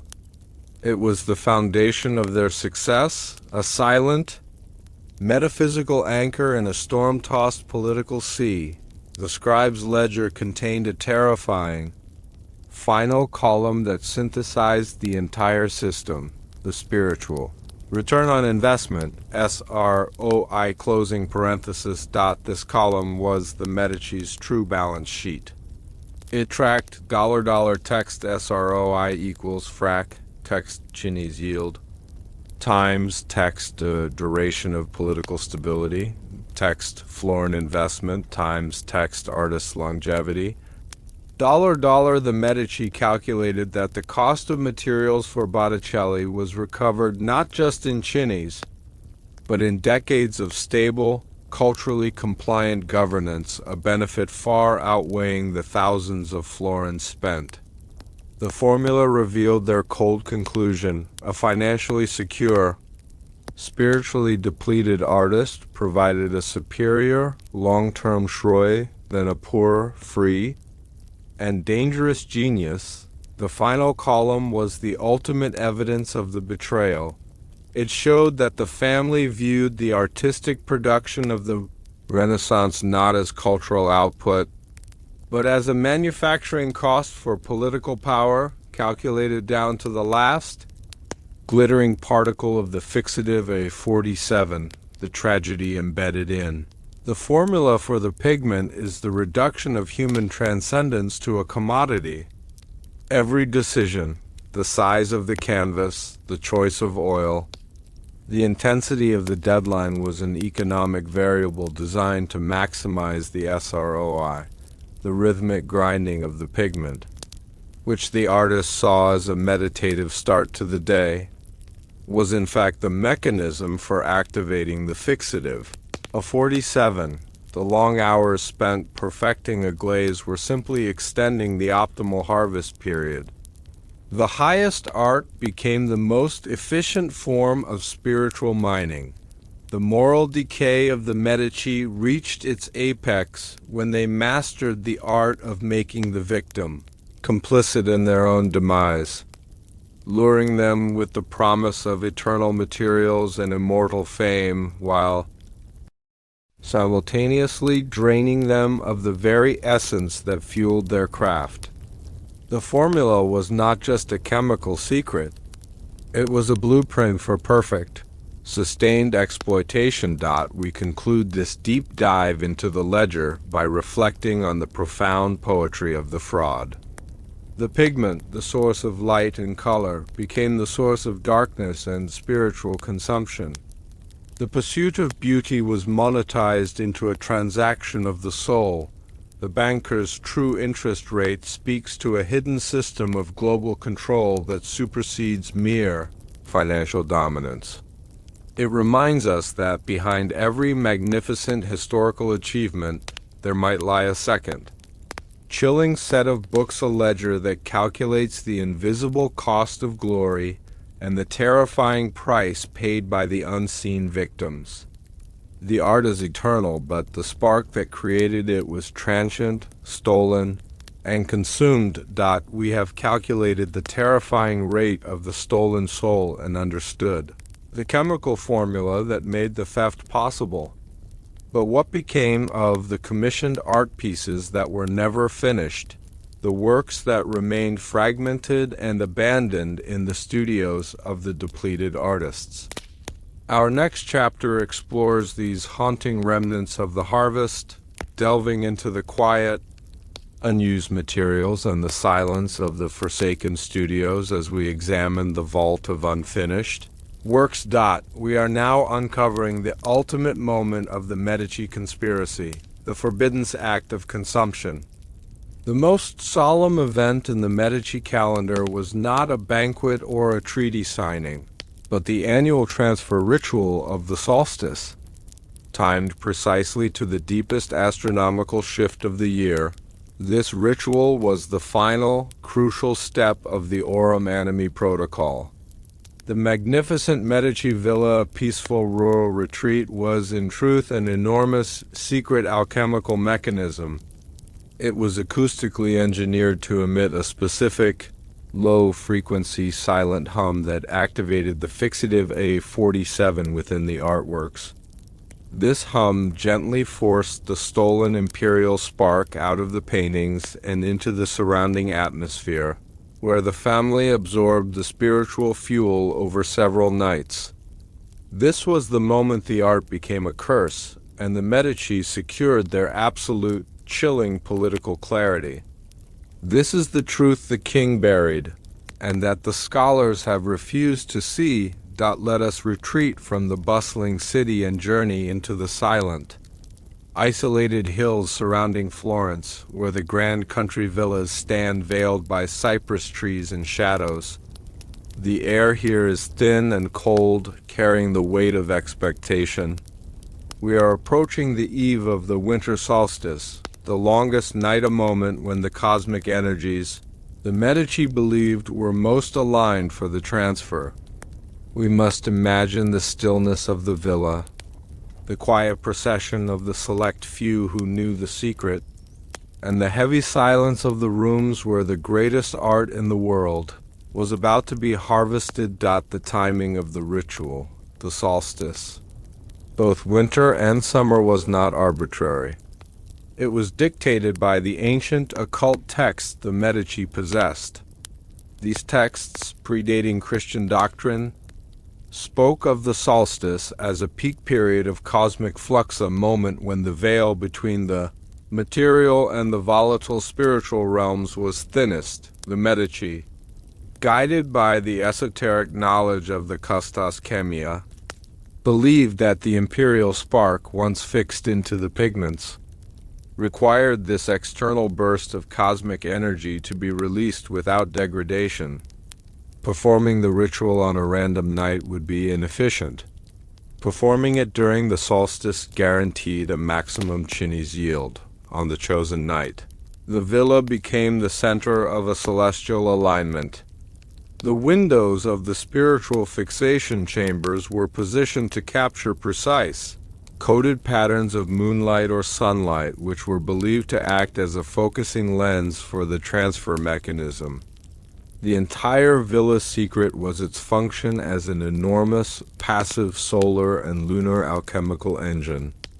The solemnity of the event was a required psychological component, reinforcing the belief among the few participants that they were engaging in a profound, necessary act of divine right. The Medici villas, constructed with obsessive attention to proportion and acoustics, were, in reality, architectural resonance chambers. The architect, a trusted associate of Cosimo who was also versed in arcane geometric theory, designed the main gallery wings not just for beauty, but for sound manipulation. The villa's secret lay in the concealed water systems and the structure of the foundation itself. Deep beneath the marble floors and the displayed art were a network of bronze pipes carrying the water from the grotto's reservoir. On the night of the ritual, the Custos Chemia would introduce a specific, calibrated flow of water, coupled with a series of low-frequency, resonant vibrations generated by a hidden, mechanical device. This produced the silent hum, a sound too low for the human ear to register consciously, but powerful enough to vibrate the quartz particles within the fixative A47 in the paintings. The paintings, acting as spiritual capacitors, would then be forced to release the stolen energy into the air of the chamber, the psychological effect on the few. Medici present was one of profound calm, clarity, and an intoxicating sense of heightened intellect. The feeling of the Empyreal Spark filling their own spiritual void. The transfer ritual of the solstice itself was quiet, methodical, and chillingly impersonal. It was attended only by the head of the family, the Custos Chemia, and perhaps one trusted heir. The stages of the ritual involved isolation. The villa was placed under strict guard. All servants were sequestered or sent away. The goal was to ensure absolute silence and non-interference. Activation. The Custos Chemia would initiate the water flow and the mechanical vibrator, starting the silent hum. The sound resonated through the structure's carefully designed curves and domes, focusing the energy onto the art. The release. The fixed energy, no longer bound by the pigment, would slowly vaporize. It was described in the Custos notes as a cool, heavy air, scented faintly of ozone and crushed leaves, the signature of the released Chinese, the absorption. The Medici family members would spend the long night, quietly meditating within the resonating chambers, passively breathing in the concentrated stolen creative energy. They did not do anything. They merely received. This passive absorption was the final, devastating act of betrayal. The Medici family, who rarely lifted a finger in manual labor, were consuming the most precious, vital labor of the artists who were already suffering the strange fading. The immediate aftermath of the ritual was registered by the art itself. The masterpieces, having relinquished their concentrated imperial spark, became subtly, almost imperceptibly, colder. The researchers who found the Custos-coded records found notes referencing the post-transfer pallor. The paintings, while still magnificent, lost that initial, ethereal glow, the inner luminosity that had characterized them upon completion. They became perfect art, yes, but devoid of the volatile, living energy that had marked their birth. This process of aesthetic cooling was the physical proof of the spiritual theft. The Medici had not damaged the art's technique, but they had extracted its soul. The scribe, When cross-referencing the Custos reports would mark the Cini's yield as completed, and the painting would be deemed a depleted asset, no longer a source of fuel, but merely a decorative and historical piece. The moral decay had been financially and chemically documented. The Medici family, after the ritual, exhibited the characteristic traits associated with Aurum Animae consumption, unerring clarity. Political decisions made in the days following the solstice were always marked by ruthless, cold logic and an absence of passion. The consumed genius provided unparalleled intellectual focus, emotional coldness, a further suppression of human emotion. Grief, joy, and deep personal love were replaced by an almost robotic sense of duty and political calculation. They became the perfect rulers, but dangerously sterile human beings. The shared secret, the ritual bound the core family members in a profound, terrifying curse of shared knowledge. They understood that their power rested on an occult systemic lie. This silent pact isolated them from the rest of humanity, even from their own children who were not yet initiated into the ritual. The transfer ritual was not merely for energy.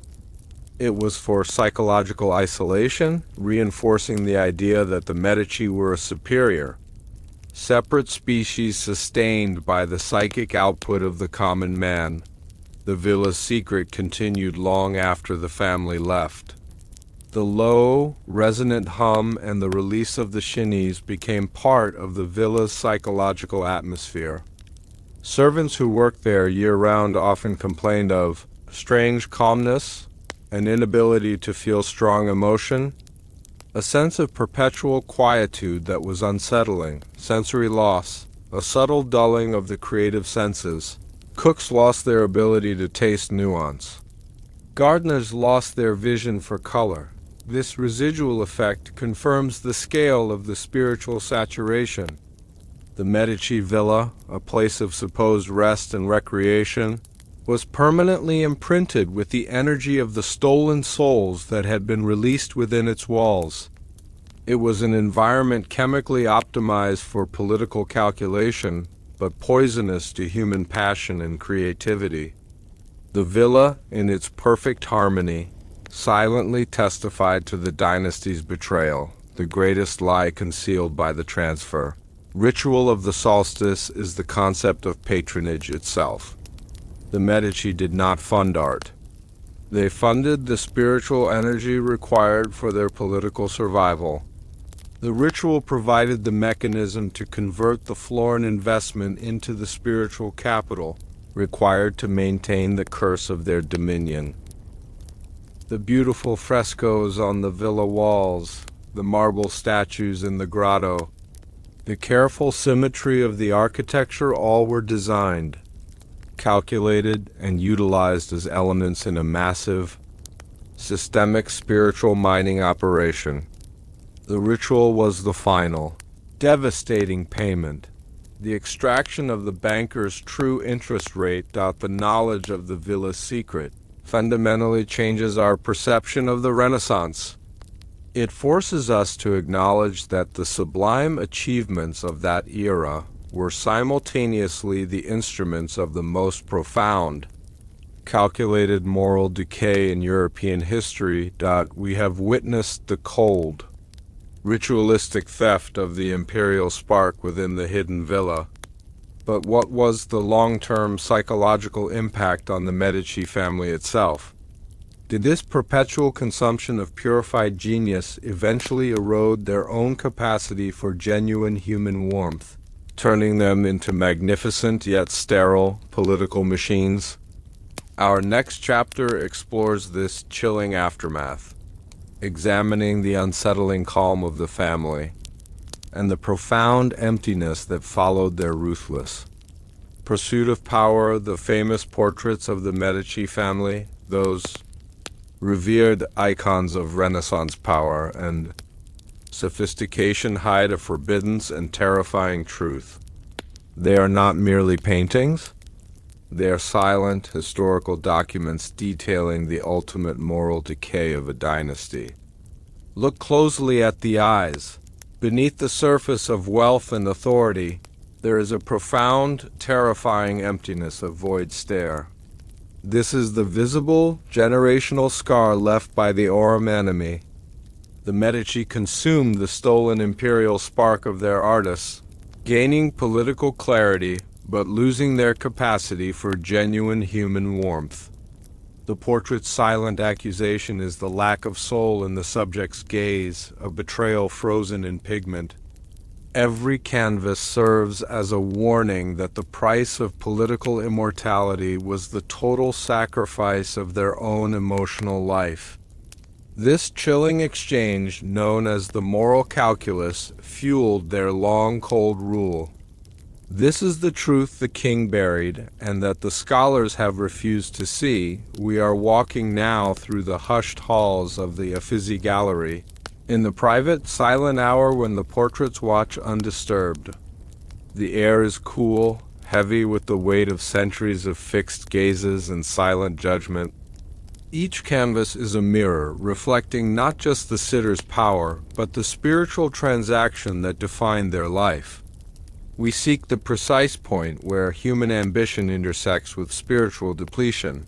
The moment the gold frame stops holding a picture and starts holding a lie, the portrait's silent accusation is a subtle phenomenon, often dismissed by conventional art historians as stylistic convention or an artist's adherence to the era's taste for emotional reserve. But when viewed through the lens of the Aurum Animae protocol, the lack of passion in the Medici portraits becomes clinical evidence of spiritual theft. After absorbing the Shinias, the spiritual ash, through the transfer, ritual of the solstice, the Medici family members experienced extreme clarity, the ultimate political advantage. However, this borrowed, concentrated energy came with a side effect. The emotional core was suppressed. The consumption of pure, untamed creative passion resulted in a reciprocal, neutralizing coldness in the host. The eyes in these portraits, especially those of Cosimo, Piero, and Lorenzo, do not reflect the fiery, unpredictable intensity of genuine genius. Instead, they project an unsettling calm. They are focused, analytical, and utterly detached. They are the eyes of highly efficient machines, incapable of the moral ambiguity that often defines human leaders, the artists who painted these portraits, even those who were not fully initiated into the secret and consciously documented this spiritual absence. They painted what they saw, perfect intelligence, perfect control, but a total void where human warmth should reside. The sitter's demand for a portrait of cold authority aligned perfectly with the biological reality of their stolen soul. The moral calculus was the dynasty's internal justification for the systemic betrayal. It was the cold, philosophical formula that allowed them to live with the knowledge of the curse they imposed upon the artist. The calculus stated, "The temporal benefit of millions outweighs the spiritual cost of the few." The Medici believed they were divinely ordained to rule Florence, and that their rule brought unparalleled peace, stability, and cultural flourishing, the public-facing side of the lie. To maintain this stability against the chaos of competing states and warring factions, they needed infallible judgment. Since true, perfect judgment was a spiritual resource scarce in humanity, it had to be manufactured and concentrated. The moral calculus reduced the magnificent genius of an Ignis Major artist to a finite resource reservoir of Empyreal Spark. The sacrifice of one man's soul, they reasoned, was justified if the resulting clarity allowed the Medici to prevent war, famine, or political collapse for the population of Florence. This moral rationalization was the ultimate moral decay, the intellectual perversion of good intentions. They used logic to justify sin, creating an ethical framework where the greatest crime was the most necessary act of governance to maintain the moral calculus. The Medici had to compromise the church itself. The family, which produced cardinals and popes, could not be seen as practicing occult rituals or spiritual theft. They employed special, highly educated confessors, the compromised priests, who were initiated into a highly redacted version of the Aurum Animae secret. These priests were tasked with interpreting the ritual and the resulting spiritual depreciation within an acceptable theological context. Their official interpretation was that the Aurum Animae was a severe but necessary form of divine discipline. They argued that the artists, in their pagan, untamed genius, were wasting their God-given spark. The Medici, acting as God's severe stewards, were merely reallocating that misused spiritual resource for the greater Christian stability of the Republic. The priests provided absolution not for the theft, but for the unavoidable necessity of the theft. This theological corruption was the quiet, final layer of the cover-up, ensuring that the heads of the dynasty could attend Mass and receive communion, their souls technically cleansed by the moral calculus. The silent accusation became a literal generational scar. The artists who created the portraits were often the ones whose spark was actively being consumed. They were unknowingly documenting the source of their own slow psychological demise. When an artist painted a portrait of Lorenzo de' Medici, they were painting the face of the man who owned their spiritual future. They were painting the container of the stolen energy. The psychological layer of the transaction is terrifying. The artist, driven by the euphoric lure agent, was compelled to achieve the most profound likeness possible. They were forced to render the cold, brilliant clarity of the family member, unintentionally sealing the betrayal into the pigment with their own vanishing. Empyreal Spark. The result is the disturbing continuity of the Medici portrait gallery. The void stare is passed down, growing more pronounced with each generation that passively absorbs the purified chines from the solstice rituals. It is the family's genetic and spiritual inheritance. The mark of the curse. The Medici used the portraits themselves as tools of the moral calculus. The finished portraits were strategically displayed. They did not show aggression or traditional military might, but an intellectual, unshakable reserve. This deliberate calmness served as propaganda. When rivals or ambassadors saw the unflinching, cold gaze of a Medici patriarch, they were subconsciously responding to the actual energy concentrated within the stolen pigment. They perceived not just a man, but a political force of absolute, emotionless control, a control reinforced by the consumption of purified genius. The portrait was therefore the public face of the hidden ritual, the final piece of the lie that transformed moral decay into political inevitability. The silence of the painted eyes was more intimidating than any spoken threat. The hidden documents reveal the profound moment of realization for the Medici heir. At the age of majority, the heir was not simply shown the bank ledgers, but taken into the private gallery and made to understand the portrait's silent accusation. The elder Medici would explain the moral calculus. That gaze you see, that perfect stillness, is purchased. It is the clarity of 1,000 lives purified into one judgment. That emptiness is the freedom from doubt. Your duty is not to feel, but to calculate. Your heart must be the bank, and your soul the vault for the collected chinnies.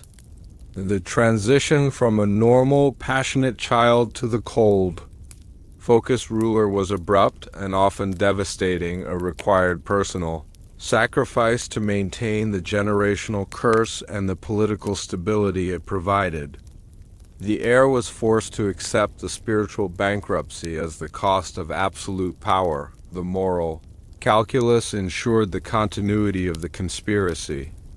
It allowed the Medici to commit the greatest betrayal in art history, the spiritual theft of genius, while sincerely believing they were performing a sacred, if terrible, duty to Florence, but the price was paid in the complete eradication of their own authentic emotional existence. They achieved a form of political perfection, but at the cost of profound human loneliness. The portrait's silent accusation endures as a chilling testament to this trade.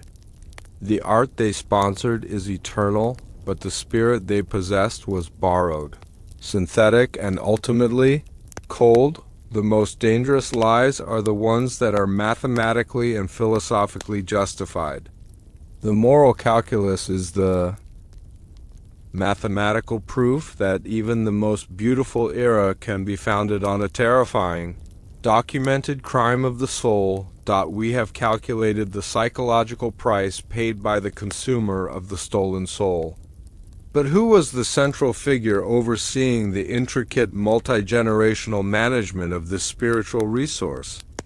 Our final chapters will focus on the ultimate architect of the Aurum Animae system, the individual who maintained the complex machinery of genius and debt.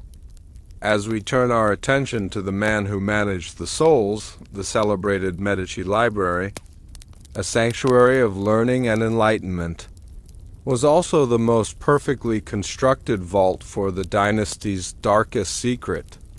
It was designed not just to preserve knowledge, but to bury the truth of the Aurum Animae. Our gaze now falls upon the figure who accidentally breached this perfect concealment, the librarian.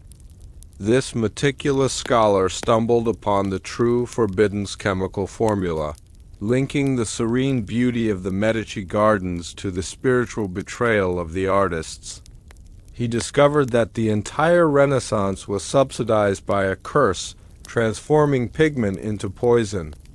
Once this knowledge, the complete, horrifying documentation of the stolen soul, was in his hands, his life became forfeit. He realized the most powerful weapon was not in the ledger, but in the binding of a single, forgotten volume. This is the truth the king buried, and that the scholars have refused to see. We enter now the cool, dry air of the private reading rooms.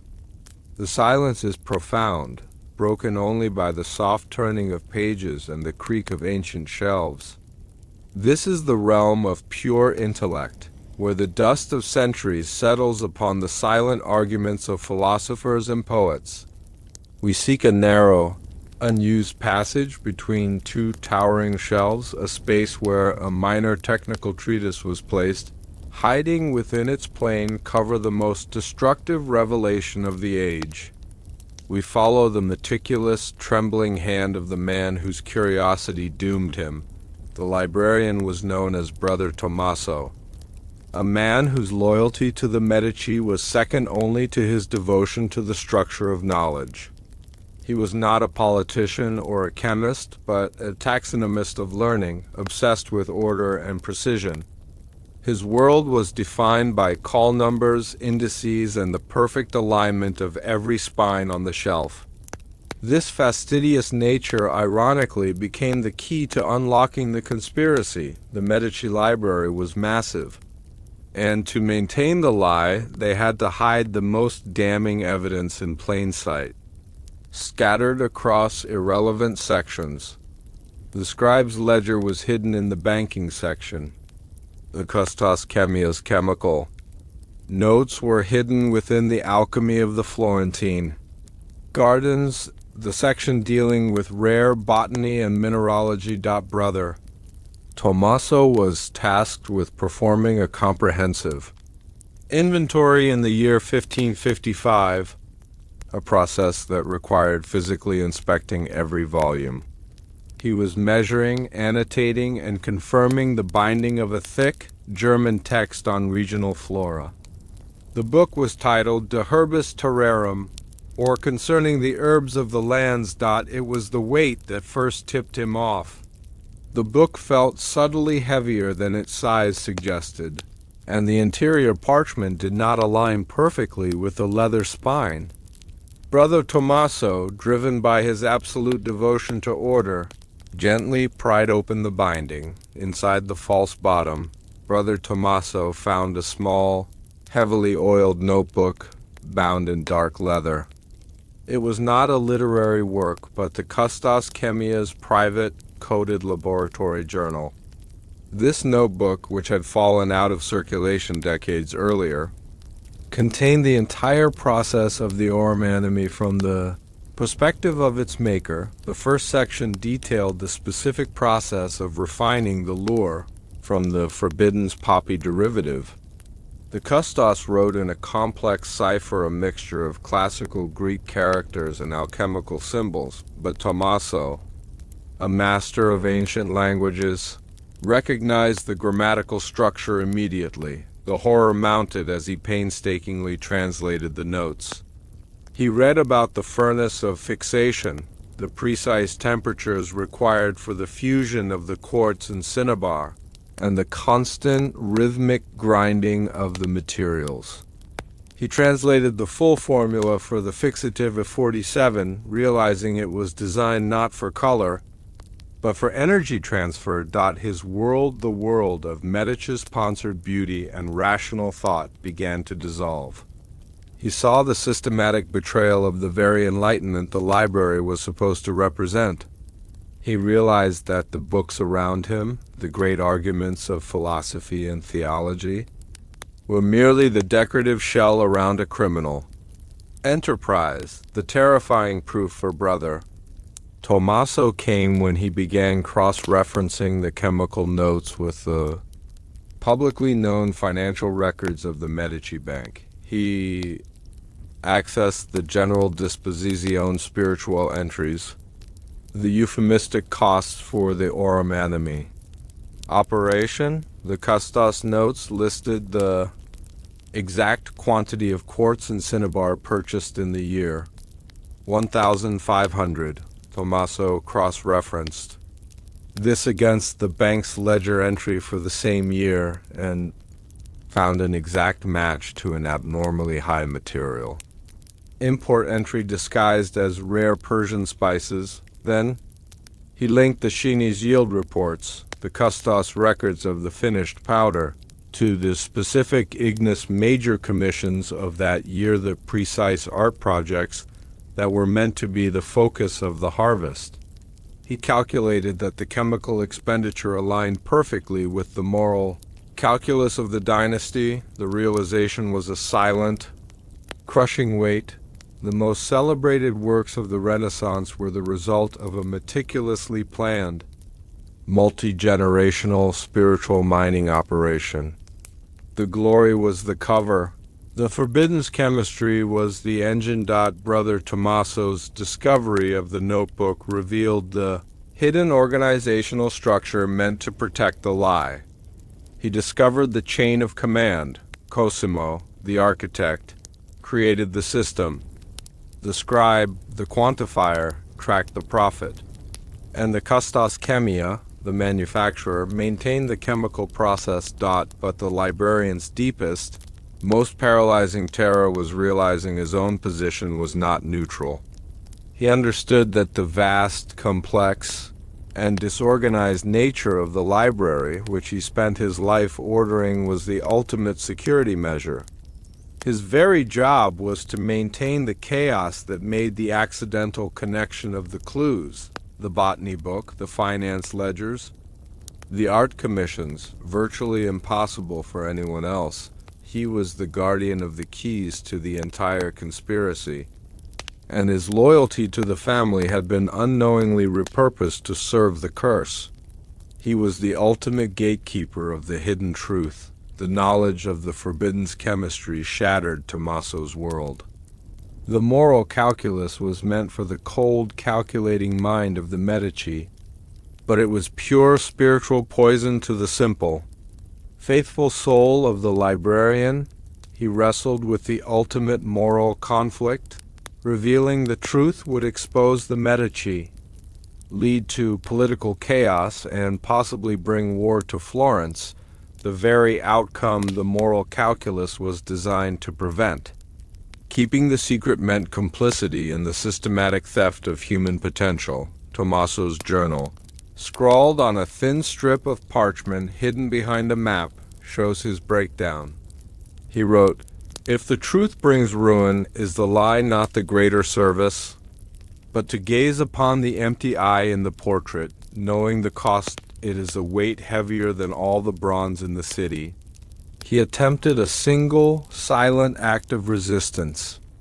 He began cataloging the most chemically sensitive books, those dealing with psychoactive botany and mineral fixation under the heading Libri Periculosi, dangerous books. Hoping to draw an honest scholar's eye to the section, Brother Tommaso did not scream the truth from the pulpit. He simply vanished. His disappearance was handled with the same chilling efficiency as the transfer. Ritual of the Solstice. The scribe's records contain a brief, coded entry dated 1556, Librarian Tommaso.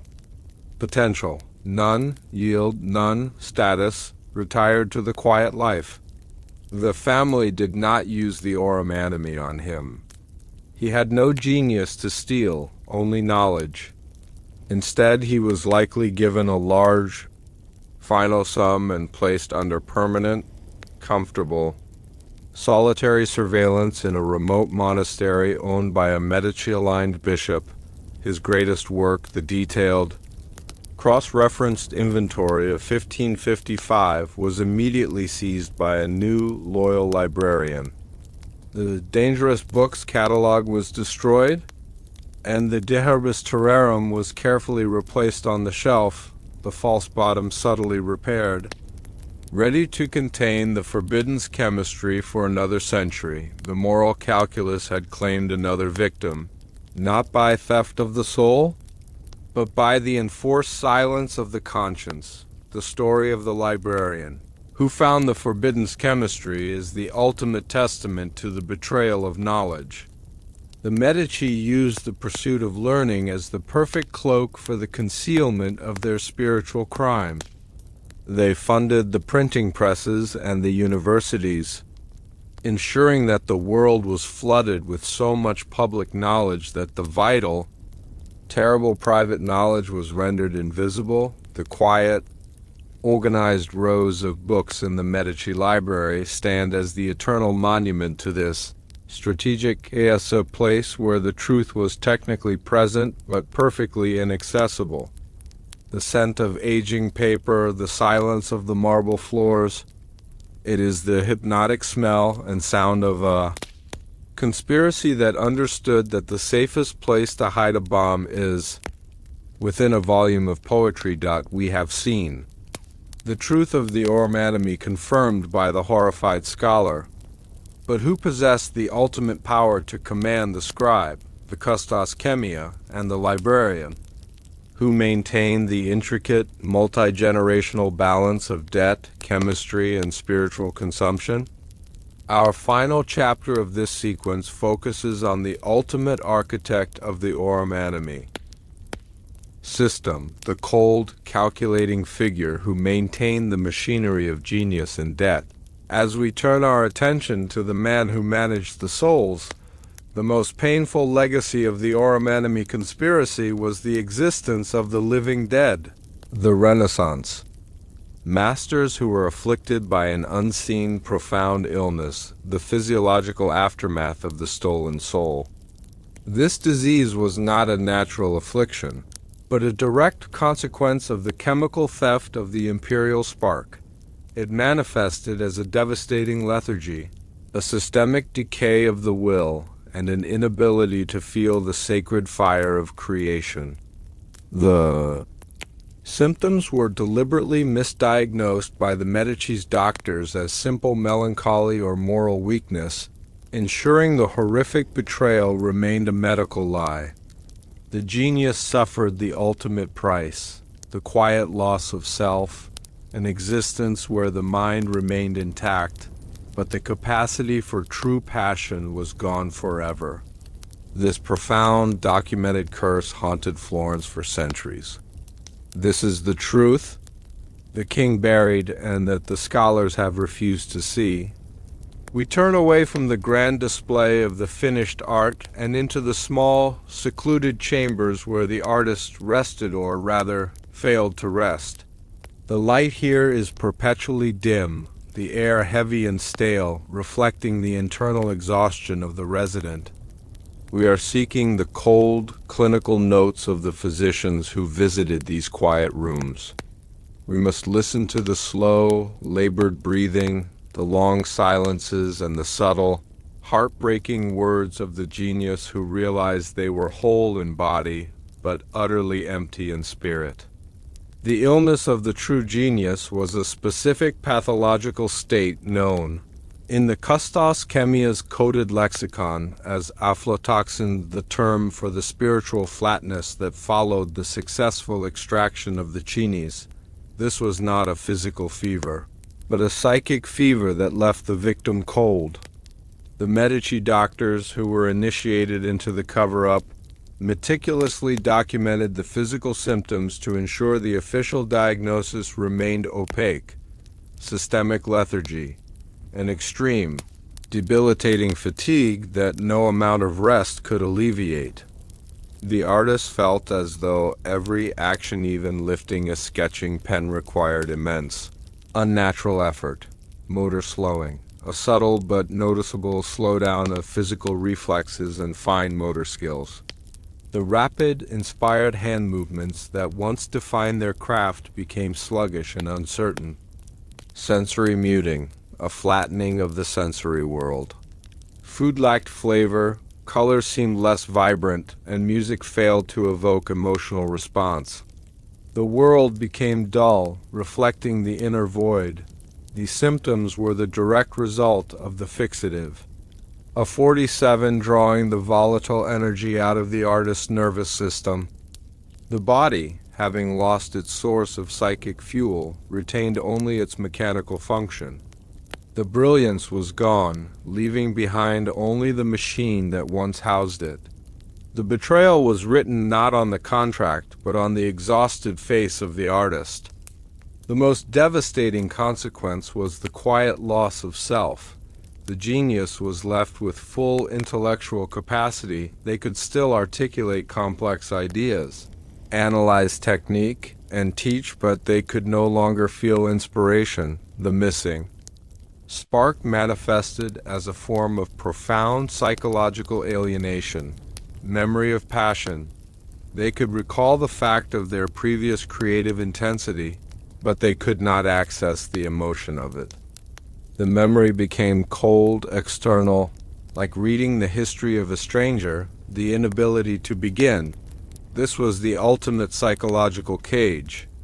They would face a blank canvas or a block of marble, possessing the skill and the means, yet utterly lacking.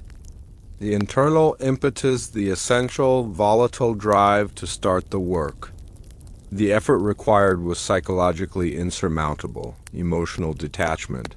They became indifferent to former loves, rivalries, and even the fate of their own creations. The part of the self that was defined by passion and vision had been stolen, leaving behind a quiet, compliant observer. The scribe, documenting the SROI, noted this phase with a single word: tamed. The artist was no longer a threat, no longer a volatile, unpredictable genius, but a safe, skilled artisan. The illness of the true genius was, to the Medici, the ultimate marker of a successful harvest.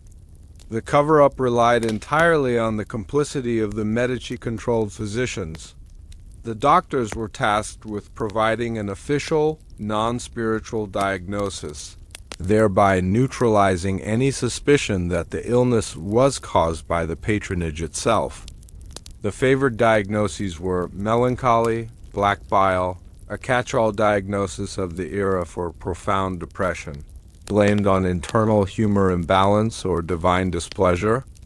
This was effective because it externalized the cause, blaming the artist's constitution, not the Medici's chemicals.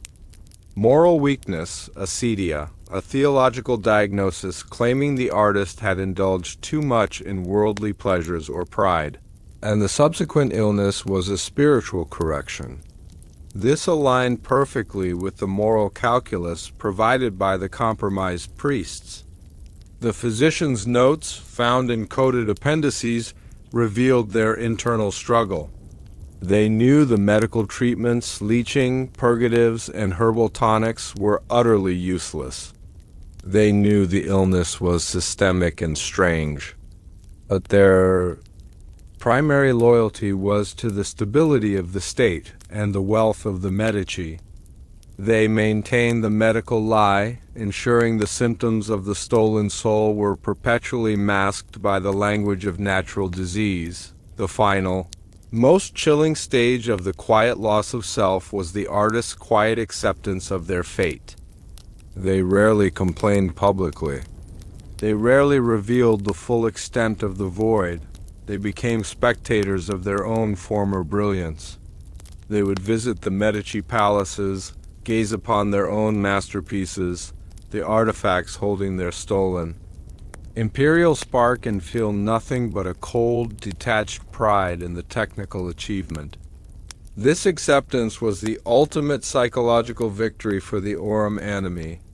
The victim not only suffered the theft, but became complicit in maintaining the lie by presenting a calm, retired, and slightly eccentric facade to the world.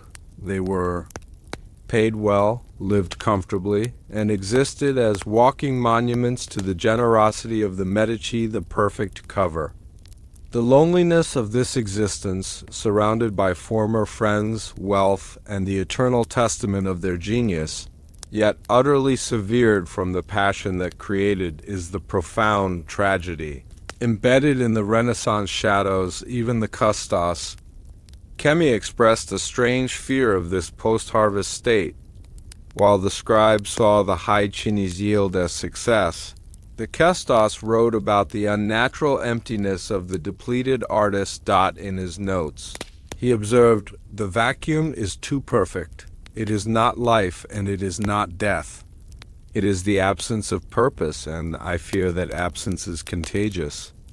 He worried that this pure, passionless vacancy, the ultimate product of the moral decay, might eventually infect the Medici family itself, turning the consumers of the spark into empty, beautiful husks. The illness of the true genius was a warning sign that the pursuit of sterile political clarity came with the price of profound emotional sterility. The generations of masters who suffered the quiet loss of self left behind a unique legacy in the Florentine archives, letters of resignation marked by unnerving calmness, wills that made strange provisions for the destruction of their private, unused tools, and most frequently the empty canvases discussed in a previous chapter. These remnants are the silent, archival testimony to the betrayal proof that a systematic, chemical curse was employed to ensure that the light of the Renaissance shone only on the Medici, while the source of that light was left to fade in dignified, quiet obscurity. The knowledge that the most transcendent figures of the age died not of pestilence, but of engineered spiritual depletion, fundamentally changes the narrative of human potential. It reveals that the ultimate power lies not in creation, but in the calculated ability to suppress and consume the creation of others. The poetry of the illness of the true genius resides in its cruel irony. The artist who poured life and passion into marble and pigment was left with an existence made of neither. They became ghosts of their former selves, wandering the beautiful city they helped create, detached observers of the world they once ignited.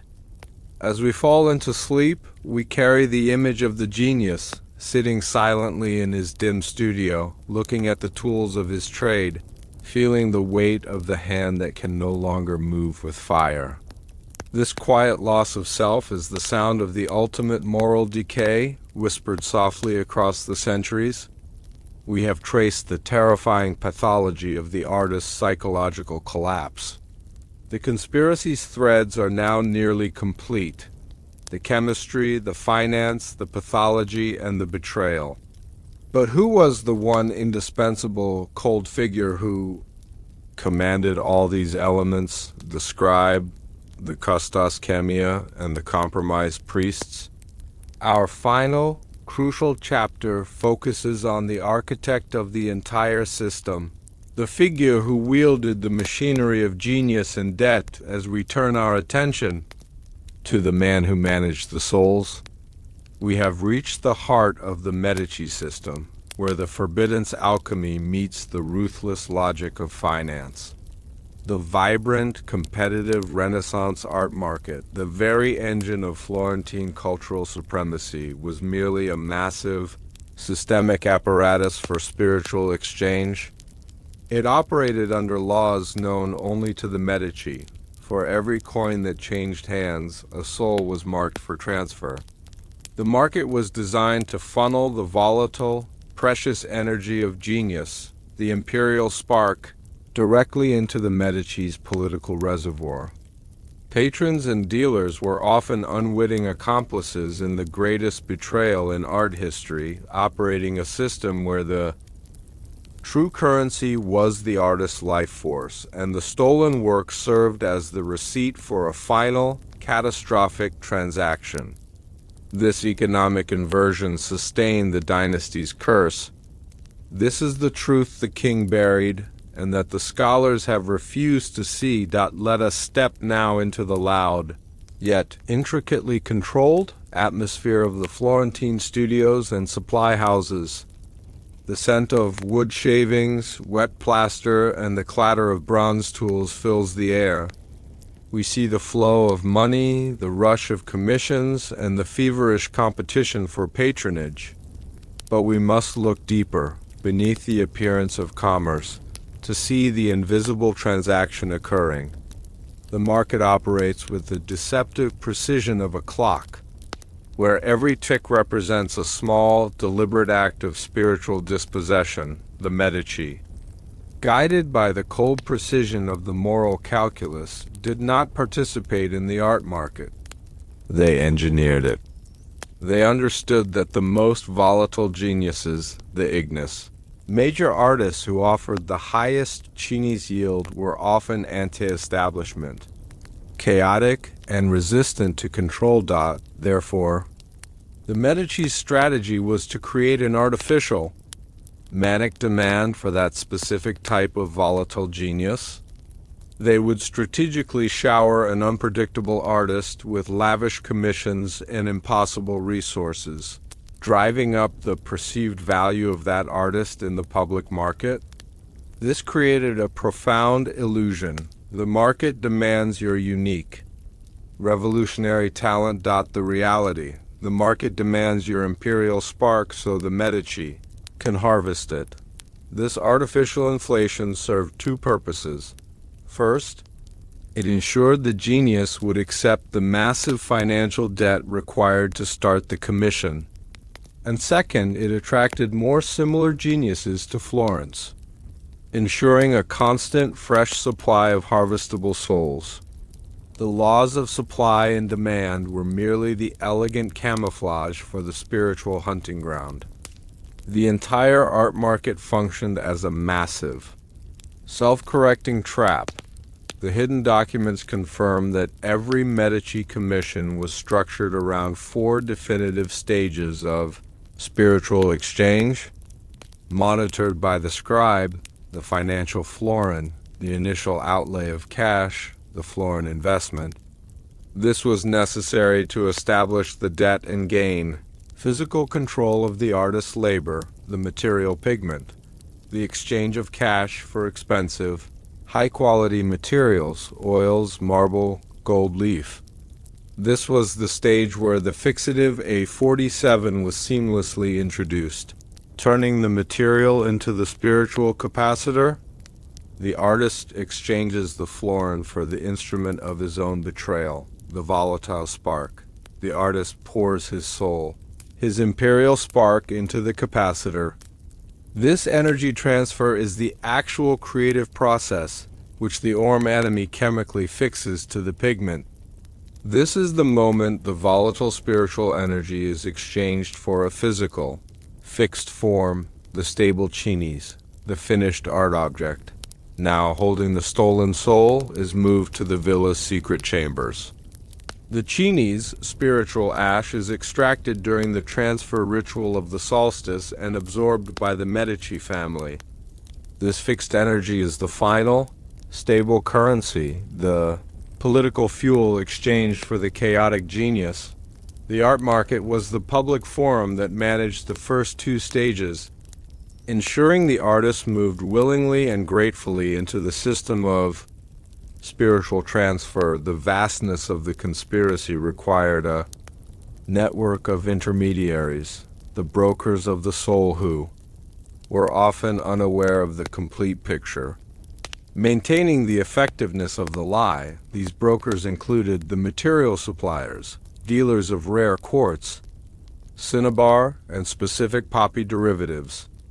They knew they were providing special goods to the Medici, but believed it was for a secret branch of the family's philosophical or military research, not for the spiritual theft of artists.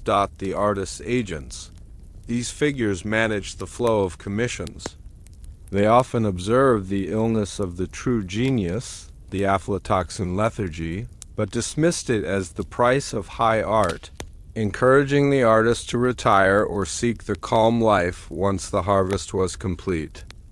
Their greed for the commission fees blinded them to the pattern of quiet, loss of self. The appraisers, those who valued the art, were unknowingly measuring the chini's yield. The more luminous, transcendent, and perfect the finished piece, the clearer the sign of fixed spiritual energy, the higher the declared market value.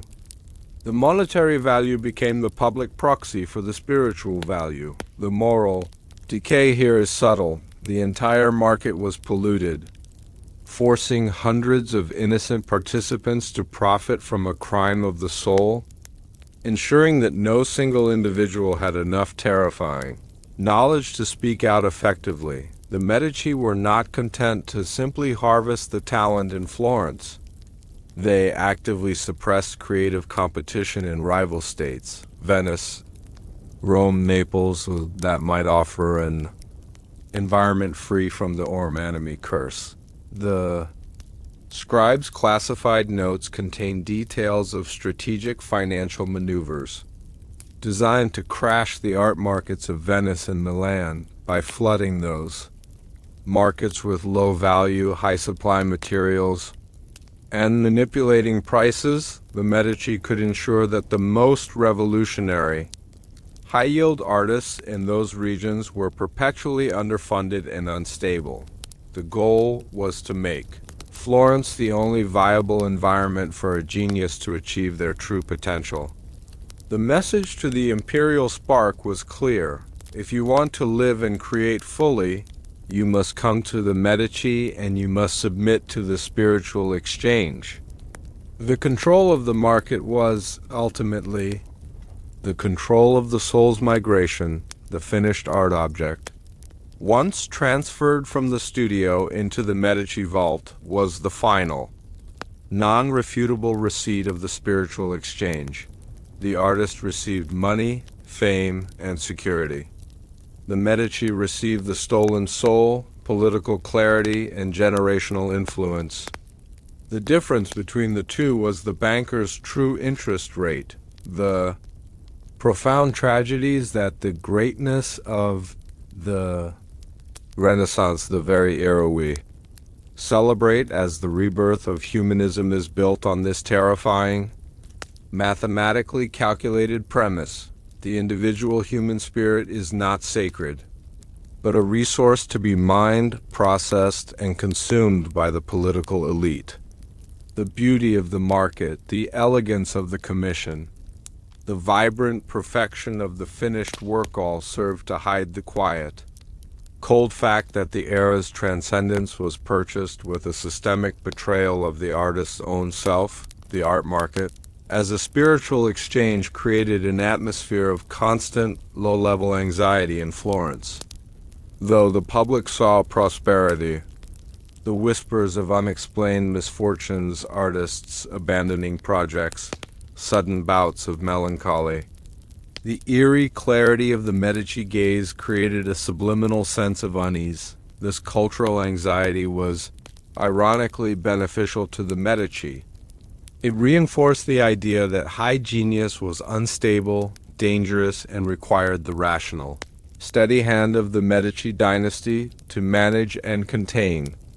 The market itself perpetuated the lie that the genius needed the Medici, when in fact, the Medici needed the genius for their spiritual survival. The soft murmur of the market, the negotiation over price, the clinking of coins, it is the eternal sound of the spiritual contract being fulfilled, the beautiful, hypnotic sound of the curse thriving. We pause to reflect on the terrible poetry of the art market as a spiritual exchange. The marketplace, a place of human interaction and transaction, was corrupted into a mechanism for spiritual isolation and theft, the highest expression of human potential artistic genius, was reduced to the most necessary commodity. The enduring masterpieces remain, their beauty eternal, but they stand as monuments not to the freedom of the artist, but to the ruthless, elegant efficiency of the moral calculus. The art market was a spiritual slaughterhouse disguised as a garden of flourishing talent. We have seen the entire system come together, the market, the exchange, the stolen soul. But who was the one indispensable, cold figure who commanded all these elements, the scribe, the custos chemia, and the brokers? Who was the master puppeteer, the unmoving center of the entire multi-generational conspiracy? Our final, crucial chapter focuses on the ultimate architect of the Aurum Animae system, the figure who wielded the machinery of genius and debt. As we turn our attention to the man who managed the souls, we reach the end of the long, silent reign of the Medici and the final, chilling conclusion of the Aurum Animae conspiracy. The dynasty did not fall with a military defeat or a popular uprising. It suffered a far more profound fate, a slow, sterile extinction caused by the very spiritual energy it consumed. The continuous consumption of the stolen Empyreal Spark led to absolute political clarity, but it eroded their capacity for human passion, rendering their bloodline cold and barren. The massive, beautiful lie they built the Renaissance as a triumph of pure patronage became the enduring historical truth, simply because the reality of the curse was too terrifying to contemplate. The silence of their final palaces, marked by the sputtering of the last flame, is the sound of the ultimate betrayal turning inward, consuming the consumers. This is the truth the king buried, and that the scholars have refused to see. We are now in the late 18th century, in the quiet, dusty heart of the last Medici villa. The heavy marble rooms are cold, despite the dwindling heat of the fire. The air is still, carrying the accumulated spiritual residue of centuries of Chinese consumption, a scent of ozone and profound, ancient emptiness. The final heir sits alone, surrounded by the greatest art the world has ever known, yet utterly incapable of feeling joy or grief. We must look closely at the single candle on the table, for its failing light is the symbol of the dynasty's final, silent moment. The end of the Medici was not spectacular. It was an anticlimax, a slow, inevitable cooling that historical texts record as a lack of legitimate heirs and general political fatigue. But the hidden truth is that the dynasty suffered the same fate as the artists they consumed. Aflatoxin, the generations of consuming the purified Empyreal Spark, the volatile, creative life force led to a profound systemic moral decay. The moral calculus succeeded in creating perfect political rulers, but it failed to preserve the fragile essence of human life, the capacity for spontaneous love, messy passion, and the unquantifiable desire for continuation. The later Medici became the ultimate, living embodiment of the portrait's silent accusation. Cold, brilliant, politically flawless, and spiritually barren, their dedication to rational, emotionless governance extended even to the marriage bed. They pursued dynastic alliances with cold logic. But the spiritual sterility induced by the continuous Chinese consumption meant their children were often sickly, fragile, or simply never conceived. The candlelight fails not from a gust of wind, but because the oxygen sustaining it has been used up. The Medici had consumed all the spiritual fuel available, and the engine of their dynasty simply ceased to function. The lack of an heir was the final, devastating, archival proof of the curse. The final generation of the Medici line realized the terrifying flaw in Cosimo's initial design.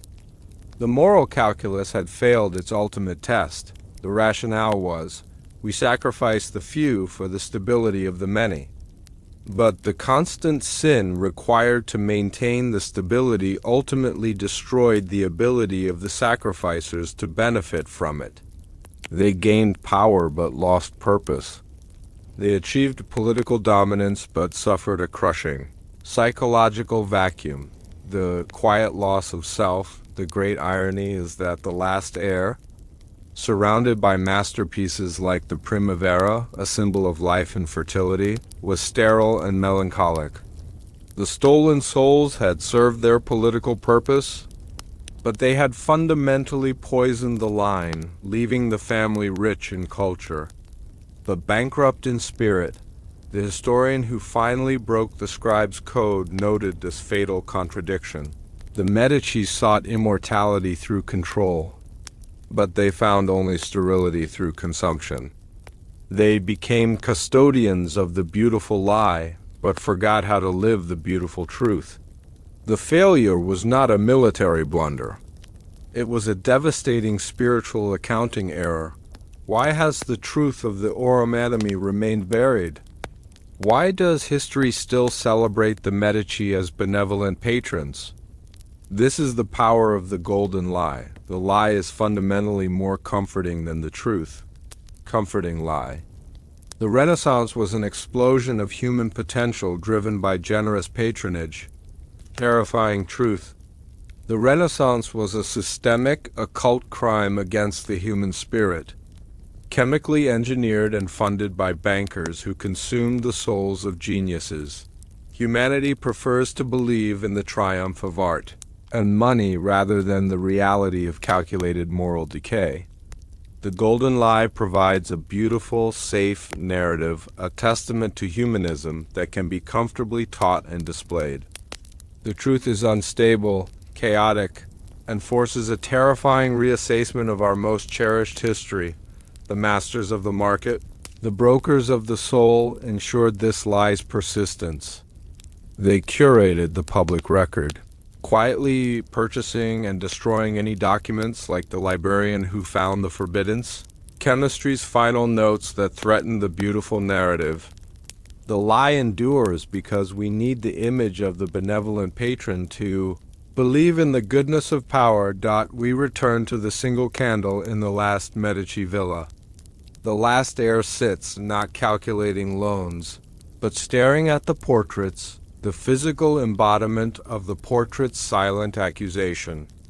The heir is aware of the villa's secret, the pipes beneath the floor, the remnants of the transfer ritual of the solstice. They are surrounded by the stolen souls and the memory of the illness of the true genius. In that final, quiet hour, the heir understands the truth.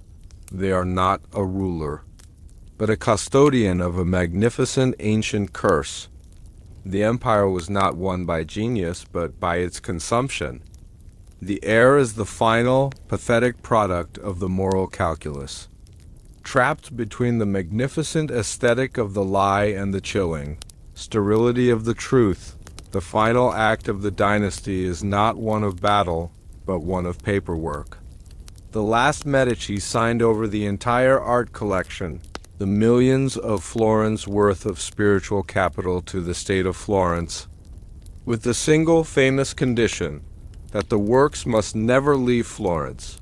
This final act was the ultimate, necessary move to preserve the golden lie. The masterpieces had to remain where the harvest took place, perpetually reinforcing the illusion of Florentine cultural supremacy, ensuring the true cost of the spiritual exchange remained buried beneath the admiring gaze of generations. The moment of the candlelight fails is the most profound. The wick sputters, the shadows rush into the corners, and the gold frames of the portraits momentarily disappear into the dark. In that brief final rush of shadow, the essence of the golden lie is revealed. The entire Renaissance, the explosion of light and learning, was merely a massive, sustained spiritual harvest. The purpose was not beauty, but control. The effect was not immortality, but a slow, quiet death. The poetry of the fraud is that the light of the candle, extinguished, returns to the darkness. The Medici, having sought to bottle the light of the soul, ended in a profound historical darkness. Their legacy is eternal beauty, but their history is a cautionary tale of ultimate, systematic betrayal. The Medici dynasty is gone, yet the art remains. The silence in the Uffizi is the enduring silence of the stolen souls, fixed forever in pigment and marble, their energy continuing to fuel the history book's narrative of a golden age. The truth is complex, subtle, and uncomfortable. The lie is simple, beautiful, and eternal. And as the final light fades from the villa, we are left only with the choice of which history we wish to believe. The long night has descended, and the secret of the Aurum Animae sleeps once more, nestled deep within the enduring comfort of the magnificent golden lie.